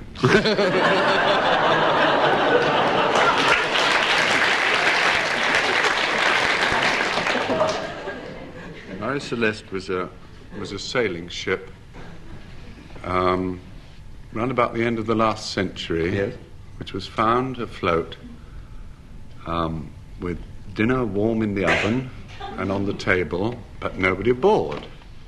What could have happened? We once advanced a theory, Frank and I, which it escapes me whether it was actually original, but the idea was that they were all having dinner, and the captain said, let's all go on deck and I'll take a photograph.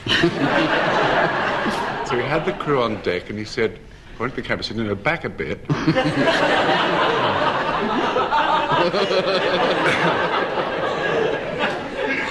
Well, that's about the most probable explanation ever arrived at for one of the greatest mysteries of the sea. This was an American brig, and she was on her way from New York to Genoa, and was picked up by a British ship on the 5th of December, 1872, as Denis says, in absolutely perfect condition, and obviously recently occupied, but completely deserted. The ship's boats were missing, and nobody has ever found out since what the fate of the crew was. Well, now I have a round of origins and derivations, and I can award up to 3 marks if members of the teams can first of all define the present meaning, and then give me the origin or derivation of these words or expressions or phrases. And Scott James, the florin. Well, what it means now means a 2-shilling piece. It's about Yeah. 10pence.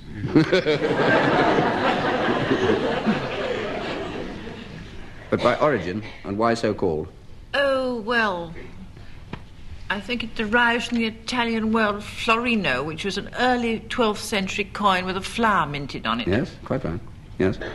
It was first introduced in this country in 1849 as the very beginnings of decimal coinage as a tenth of the pound. They didn't go on with it for quite a long time. But the earliest of all in this country were 6 and 8, and were introduced in 1337 by Edward III, and they were called originally in this country godless florins because they left out, perhaps because of the size of the coin, the letters DG, which means by God's grace, and also FD, which was defender of the faith.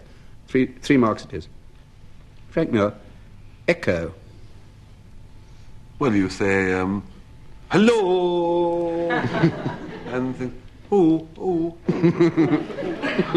It's when your voice is hurled back at you by mountains or rooms or the bathroom ceiling or something. Yes. It's an echo. It comes from Greek mythology, does it not? Does it not? And Echo was a lady. Yes. She displeased somebody. Yes. And as punishment, she could only repeat what people said. Yes, good enough. That's all I know. 3 marks it is. Later died.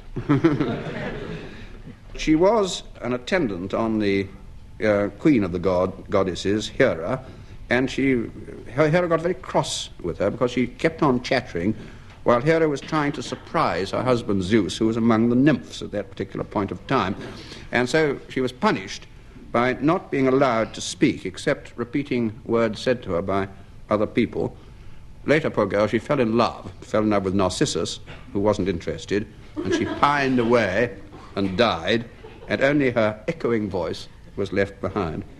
Dilys Powell, amnesty, A-M-N-E-S-T-Y, amnesty. Amnesty means a kind of forgiveness, a kind of truce. And, if you're under sentence of death, you won't be hanged or whatever. Mm-hmm. And what's it come from? Not remembering something. Yes. Amnesty is an official pardon, intentionally overlooking crime or offences you've committed, and it means, as Dilys says, rather like amnesia, which is a loss of memory, a forgetting. And it's supposed to have been first used by a Greek general who said he would forgive his enemies and not remember their misdeeds. And so this word was made up, meaning not remembering. Denis Norden, melancholy. Well, it means the depression, glumness. And the origin slowly being written down for me. Black bile? Yes. Really? Yes, really. Oh. Well, I'm merely telling you, Jack, as I got it, you know. Black bile. Yes, we're absolutely right. The whole art of this game is, when you get absolutely right, is to look as though you meant it from the start. Yes, of course it's black. Can you, between you, say why? Well, yes, because there was a sort of old-fashioned idea in medicine that black bile caused you to be sad. Yes. Probably something in it. Yep, 3 marks it is. Hence the anatomy of melancholy. That's it. Yes.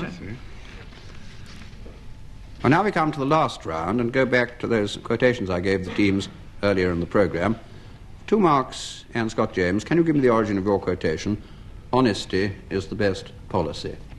I've been wondering chiefly whether I really agree with it or not. I think I don't. I think it's a rather phony proverb, old proverb. Traditional and a non. I think it's both traditional and a non. I don't think it can be traced to any particular source. So it turns up in England in the 16th century, maybe from other countries before that. Honesty is the best policy. Well, now, Dennis Powell, can I have the origin of your quotation, Bonnie and Clyde? Well, it's the title of a film made by Arthur Penn in colour, which concerns the adventures of 2, I think, perfectly despicable young Americans who murdered, without any provocation, a lot of perfectly harmless people. Yes. And there's a song about them. I disapprove. Very moral comment. Yes. 2 marks it is. And now I shall ask Denis and Frank to give me their explanation of how these quotations came into being. And on this occasion, the marks will go to whichever incredible explanation receives the longer applause from the audience here in the theatre. And so back to Denis Norden with Honesty is the best policy. When you come right down to it, the world is divided into 2 sorts of people. The sort of people who say that the world is divided into 2 sorts of people, and the sort of people who don't say that the world is divided into 2 sorts of people. But why I make this rather profound generalization is because I was some time ago with an American who was the first type of person. He divided the world into people who are what he calls losers and people who are not what he calls losers. Now, this use of the American word losers I found absolutely fascinating because they use it with an absolute finality. They will label a person a loser. I said to him, what do you mean by a loser? And he said, a loser is a person who, by reason of some inherent defect, cannot possibly finally succeed in the vocation he has set himself out for. I said, well, give me an example. He said, well, a deaf lumberjack.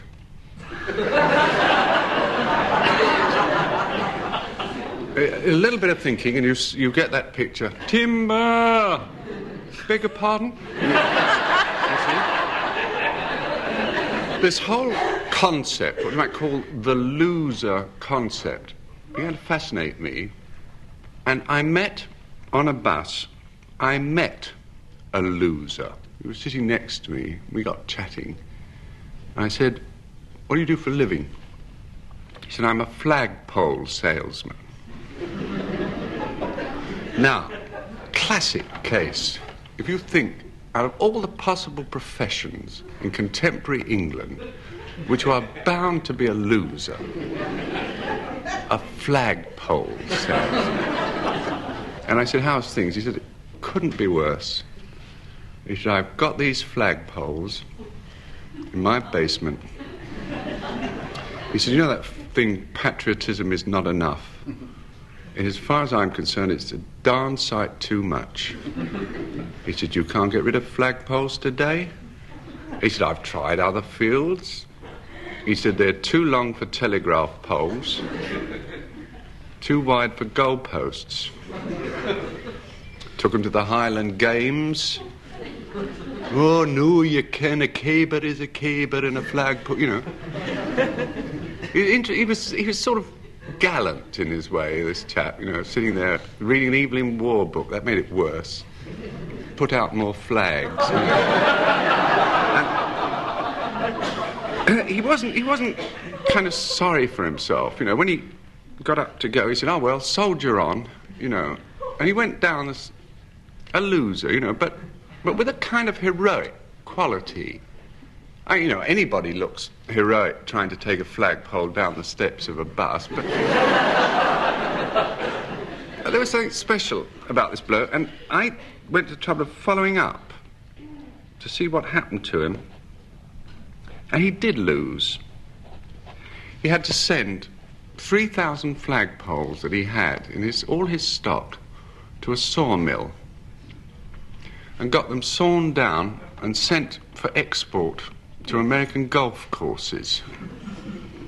Next time you watch championship golf on television, you see that little stick by the side of the hole that holds the number.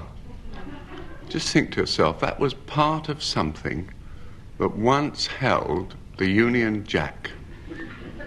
And reflect, as you see the golfer, the American golfer, drive off, reflect where all the flagpoles went and think to yourself, on his tee is the best pole I see.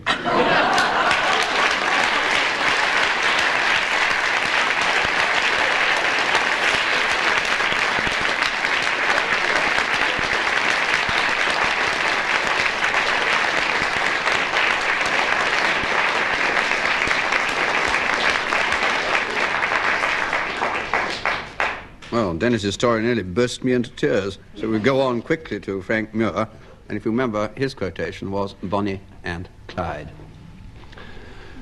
The other evening, after a good dinner, my home, of course, ladies left us. My friends and I were sitting over our pipes. It was a cold night, and they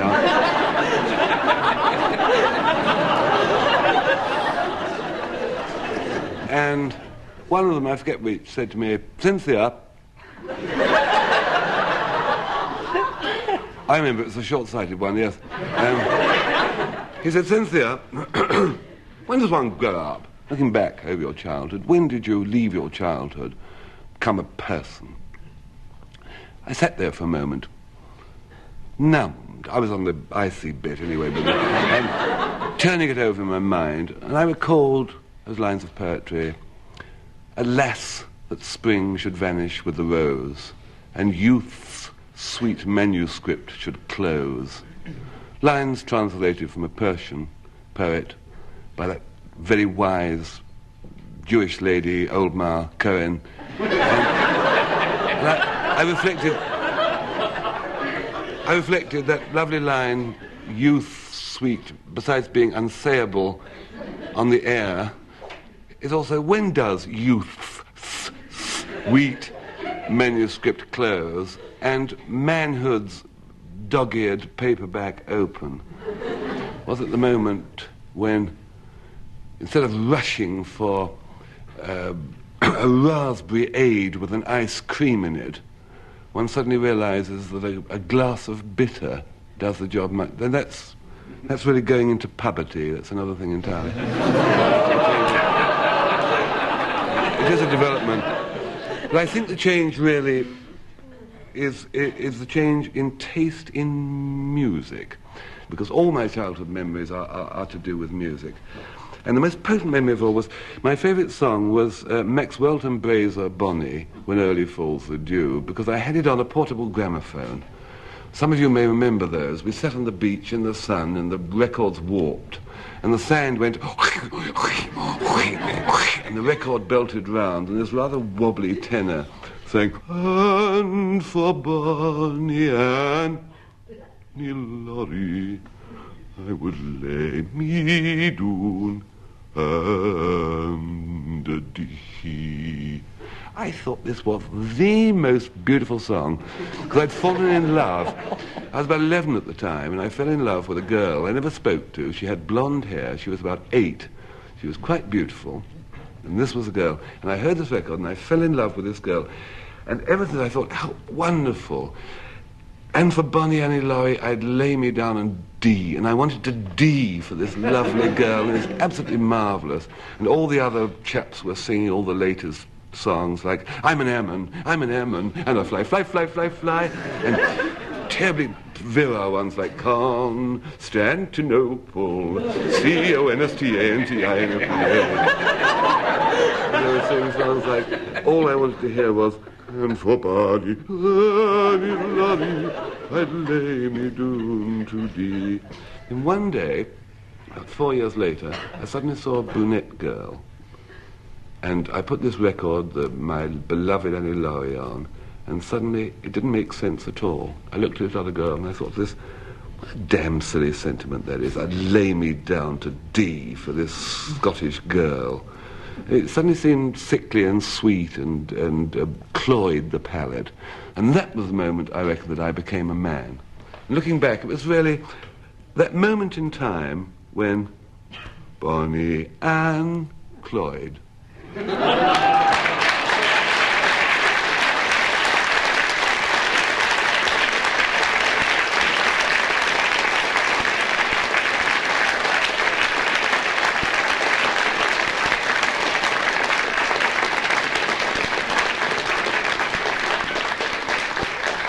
Well, by your vote, ladies and gentlemen, Denis Norden just wins the contest of the two stories, and his team, that is Anne Scott James and Denis Norden, win the entire contest, and that brings to an end this edition of My Word.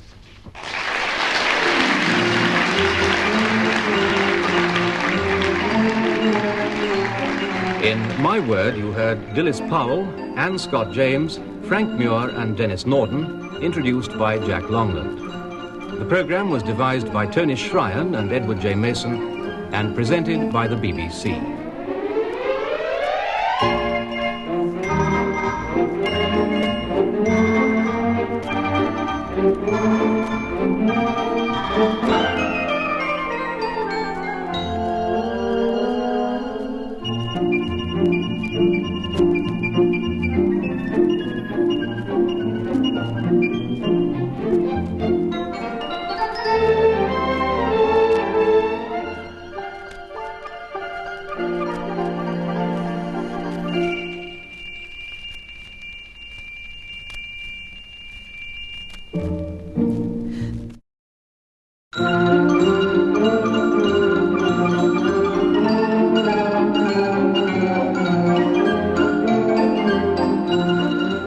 The BBC presents My Word.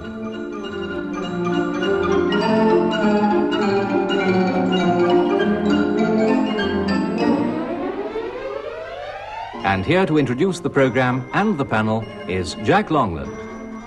My Word is a word game played by people whose business is words, and those taking part are Dilys Powell, Frank Muir, Anne Scott James, and Denis Norden.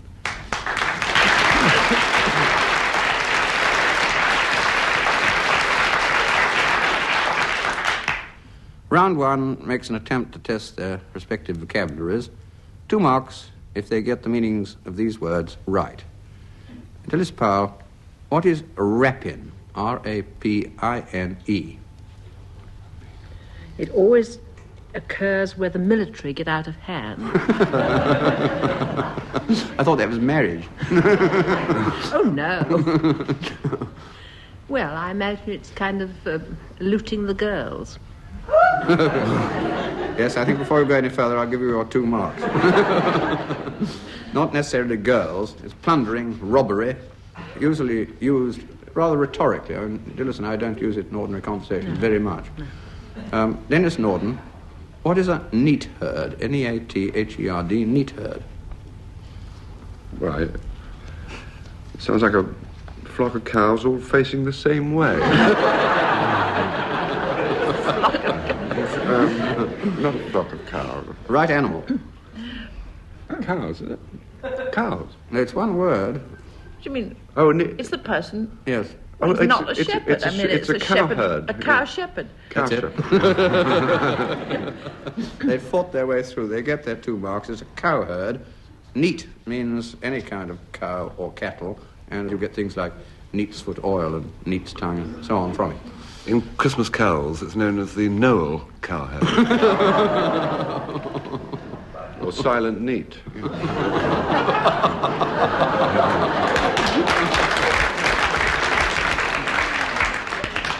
Anne Scott James, this is entirely non-personal. What is a dowager? Well, so I should know. Oh, a dowager is a lady of title whose husband is dead, and there is a younger lady married of the same title.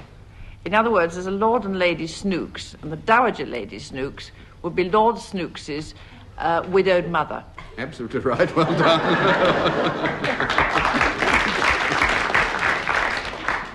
2 marks. Frank Muir, what's the meaning of arable? Oh, Jack. It's a sort of land. Yes, what kind of land? Well, in ancient Egypt, before the plough was invented, they used to use an Arab.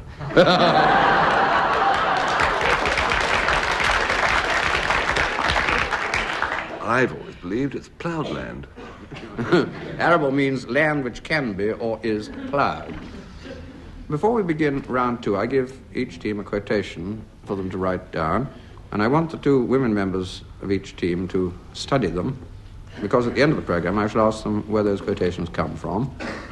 And Dilys Powell and Frank Muir, your quotation is, "Beware the Ides of March." And Anne Scott James and Denis, yours is, "A piercing pain, a killing sin." And then at the end of the program I shall ask Frank and Denis to give me their idea of how these words came to be said or written. Round 2 is a round of odds and ends, all about books. 2 marks for correct answers. Dilys Powell, who wrote Dombey and Son, and what was the name of Son, and what happened to him? Dombey and Son was written by Charles Dickens, and Yes. the son was called Paul, and Dombey. he died at a very, very early age. You're absolutely dead right, and 2 marks.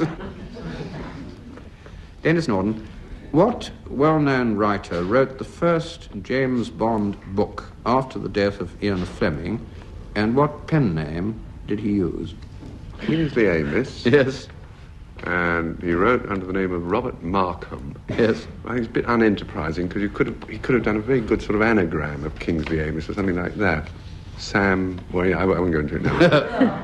And it's set in Greece, and it's called Colonel Sun. S-U-N. S-U-N, yes. Who's a All right. red Chinese. Well done, Denis. 2 marks. Anne Scott James, who, in what book, by what author, continually complained of something nasty in the woodshed? It's Stella Gibbons's novel, Cold Comfort Farm. Yes. No, it was the old lady, wasn't it? Yes. I don't want to help her. Aunt Ada. Yes.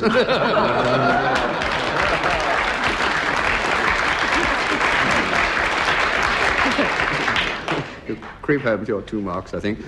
Cold Comfort Farm by Stella Gibbons, which was a parody on the truly rural school of writing, including people like Mary Webb. Frank Muir, who wrote Valley of the Dolls, and what's it all about? Oh, dear. Oh, it was just over a year ago, I had pneumonia. And I was given this to read. I was lying there steaming like a Christmas pudding, reading this awful book by a woman with a French name, Suzanne something or other. Yes. And it was about the goings-on of show business people in New York and Hollywood, who eventually ended up taking the same sleep pills that I'd been given by the doctor. Only briefly, because I rather enjoyed them. Put on something a little less enjoyable. But it's one of those fabricated books made, constructed for the mass readers, which just takes elements of a rather sort of sordid show business life and tries to make a lot of money, and succeeds in this case. Well, that's a jolly good critique. 2 marks you get. Valley of the Dolls, written by Jacqueline Suzanne, who I think used to be an actress, and dealt with pep pills, sleeping pills, let's go off into oblivion pills, and the kind of effects they had, as Frank quite rightly says, on showbiz people. Then we have a rather oddment round, who, why, what and where questions. 2 marks again for correct answers. Dilys Powell, who and what was Linnaeus? Linnaeus. Linnaeus was a botanist. Mm-hmm. I think he came from Sweden. He did? And he's produced a kind of great botanical list of plants. And if you read a book about English wildflowers, you see in brackets Linn, Yes. which means refer to Linnaeus. Yes, absolutely right. He was a chap called Linnae, Linne, and like a good many of these 18th century savants, he turned it into Latin, Linnaeus. And he was the first person really to classify systematically plants and birds by giving them Latin names. And his classification has survived into modern times very largely unchanged. Denis Norden, where would you expect to find doll tear sheet? Would expect to find her in some rather disreputable places. Yes. She hung around with Falstaff. Yes. And she was a board, as in bed and board.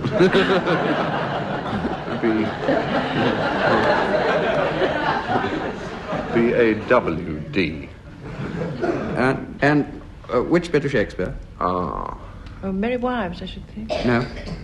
Well, it must be Henry the Fourth. I think 2 marks is okay. The answer, doll tear sheet, is not just in bed, although that was quite appropriate, but in the second part of Shakespeare's King Henry the Fourth, with Falstaff, as Denis said, and Mistress Quickly, and several others. Anne Scott James, where was the home of Don Quixote? Well, de la Mancha. Yes. Was in the Mancha in Spain. Yes, absolutely right. Man of La Mancha. His full title was Don Quixote de la Mancha. I never know how to pronounce this. Mancha. Mancha, like that. And La Mancha was the place he came from. 2 marks, well done. Frank Muir, who called whom that great Cam of literature, and why Cam spelt C-H-A-M? Oh, it's a relief. I thought you got a misprint there. It was Dr. Johnson. Yes. And it was in a letter from Tobias Smollett. Mm-hmm. 2 marks it is. Smollett, referring to Dr. Johnson, he wrote to Wilkes, Cam was just an obsolete form of Khan, K-H-A-N, Emperor of China, meant as a compliment to Johnson, who was the great autocrat of literary criticism at that time. The next round is about foreign words which are in more or less everyday use.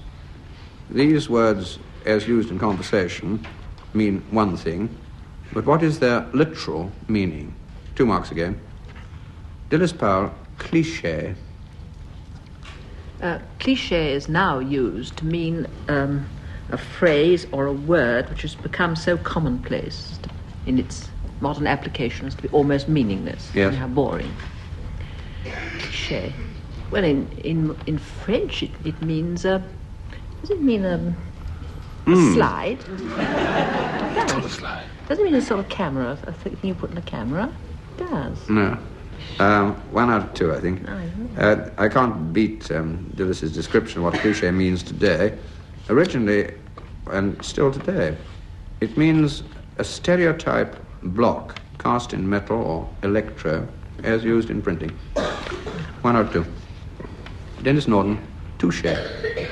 Touché is touched. Yes.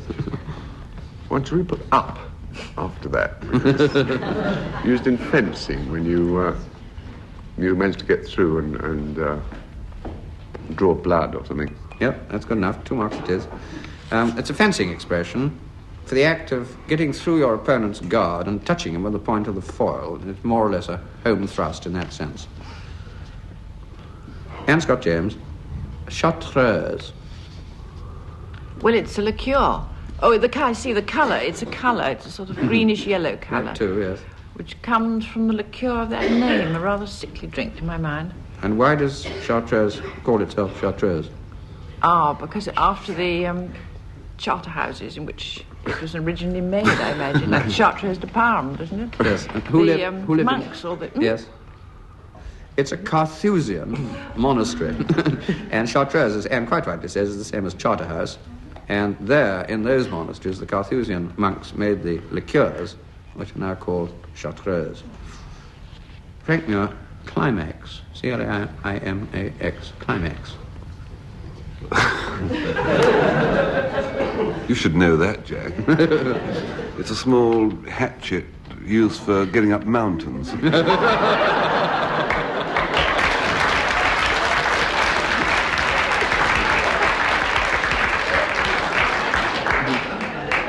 Do we have to probe further? Yes, please.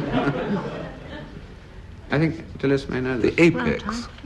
In Greek, in Greek it probably is. It came. They say base over climax when you fell over. It came to mean apex, but only because you got there on the way up, as it were. You got there on the way up? Yes. By stairs. Stairs? No. Climb up the ladder. Yes.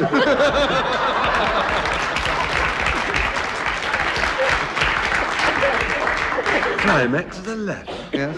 Originally, climax meant a ladder, but it then came to mean an ascending scale or a series of ideas arranged in that way, and so came to mean the last idea of the lot, which was the one at the top, or the apex. And now we come to the last round, and we go back to those two quotations I gave the teams earlier in the program. For 2 marks, Dilys Powell, can you give me the origin of your quotation, "Beware the Ides of March"? It comes from Julius Caesar by William Shakespeare, and it was said by the soothsayer. To Julius Caesar. Well done. You get your 2 marks. Nothing to add to that, except it happened on the 15th of March, which is the Ides of March. Now, Anne Scott James, can I have the origin of yours, which was "a piercing pain, a killing sin"? I haven't the slightest idea. I would guess Wordsworth. No, it's a bit later than that, and he also wrote "Home is the Hunter, Home from Oh, it's Robert Louis Stevenson. But I'm afraid I didn't know. Robert Louis Stevenson, a poem called "The Celestial Surgeon." "O Lord, if to obdurate I choose them before that spirit die, a piercing pain, a killing sin, and to my dead heart run them in." It's all very obscure, I agree. Robert Louis Stevenson. And now I'm going to ask Frank and Denis to give me their explanations of how these quotations came into being. And on this occasion, the marks will go to whichever incredible explanation receives the longer applause from the audience here in the theatre. And so we go back to Frank Muir, "Beware the Ides of March." I was thinking the other day. No, I lie. I was thinking a couple of minutes ago about this business of fathers giving advice to their sons. You know, when they reach the age of puberty, they're about to enter the estate of man. What they say, "Well, lad, 3 points really. A, be clean in thought, word and deed. Always leave the lawnmower as you would wish to find it. B, I would say, the interesting thing about advice is that the B is always seems to be more important than the A. For instance, if you ever see advice pinned up in corridors as to what to do when the building catches fire, it always says, A, inform your senior officer. And it says, B, climb out of the window and get down. And if I had a B for my son, I would say, well, I was very fortunate when I went through puberty and all this business, but, you know, and it must end soon, you know, and I'm through the worst of it now. Because I was helped very much by a genius called Thomas Babington Marsh, who was in my class at school. He invented booms, absolute booms for young pimply boyhood. It got me right through this awkward time. His pimple item, which I wore consistently, was terribly good. Very clever psychologist, this genius, Thomas Babington. They were extra pimples. They were made actually of old rubber tires, painted, didn't have plastic in those days, and you stuck on extra pimples. So when somebody said, "Hello, Frank, you look pimply," I'd say, "Yes, it's my gimmick," and I'd take a couple of them off. And early psychology was very effective. My widespread ears were quite easy. Simple matter of sticking 2 corn plasters back to back with glue. I then attached one corn plaster by its natural stickiness to the space behind my ear, pressed the ear back against it, and it was held firm. One only had to change it when you washed your ears, so that meant that once a term it made it... And my ears were kept back. His 2 refinements were a pipe where the smoke went upwards but didn't come out horizontally. It was actually, you put tobacco in with a little dose of paraffin, and it smoked upwards, but none went into your mouth, so that you didn't go all sick and green, you see, but you looked masculine.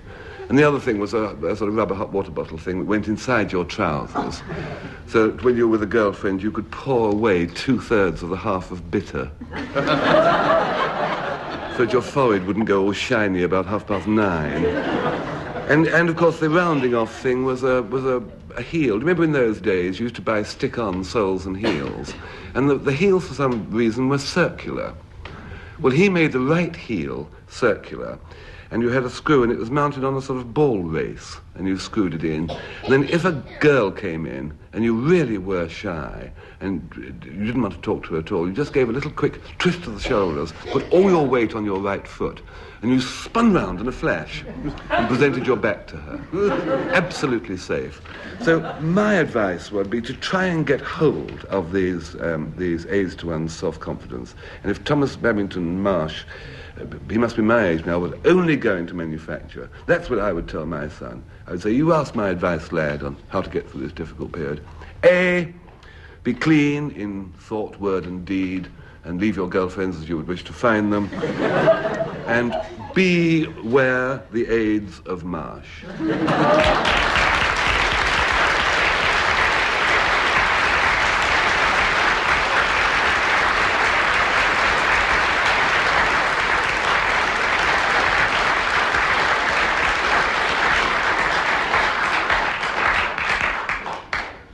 And now we go back to Denis Norden. And if you remember, his quotation was, "A piercing pain, a killing sin." I had a very disturbing experience last week underneath Brighton Pier. I accidentally set fire to a Lady Mayoress's knickers. Now this may well stop me from ever doing again what I was doing at the time. Now, when I say it may stop me from ever doing it again, I may mention that I've been trying to stop myself from doing it again for years, because it's a filthy habit. I've been trying to give up smoking now for umpteen years. I've tried every single one of these methods that people recommend you to do to give it up. They say, limit yourself to 1 cigarette per day. And I've done that. Today I'm smoking the one for January the 18th, 1994. Well, they say, if you give up smoking, they say, you must substitute another activity. I do. Twitching. Now, in the end, it was a psychiatrist, actually, who put me on the right track. He says, smoking is like hiccups.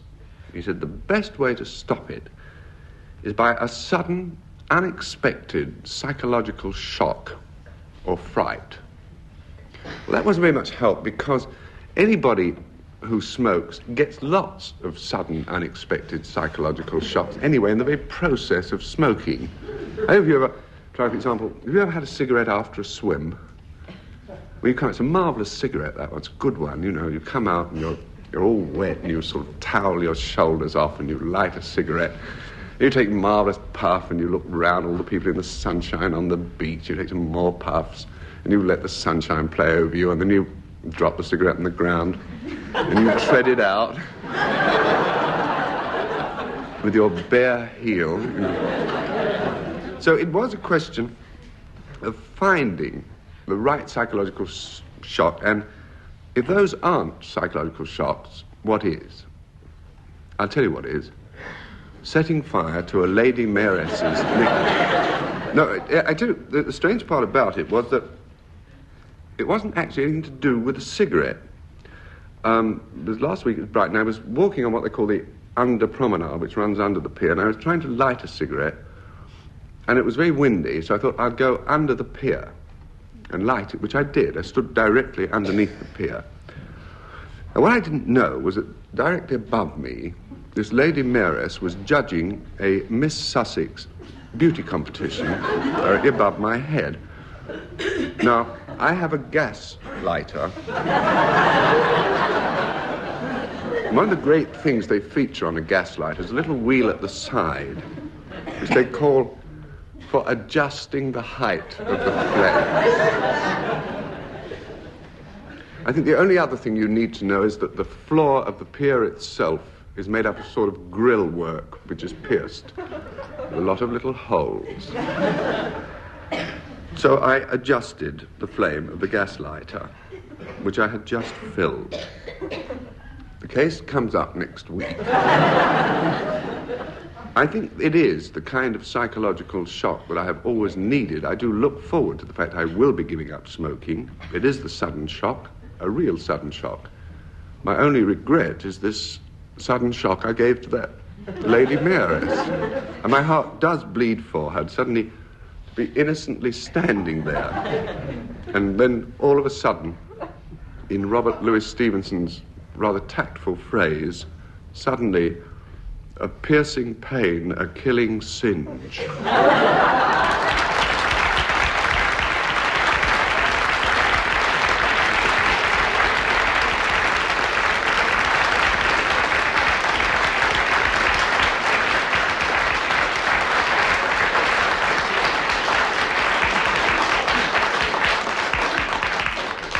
Well, by your vote, and very, very marginally indeed, Denis just wins the contest of the two stories, and over the entire contest, he and Anne Scott James win by 2 marks, and that brings to an end this edition of My Word.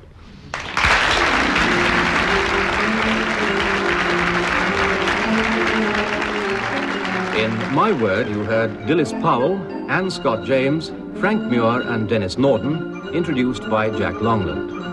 The programme was devised by Tony Shryan and Edward J. Mason and presented by the BBC.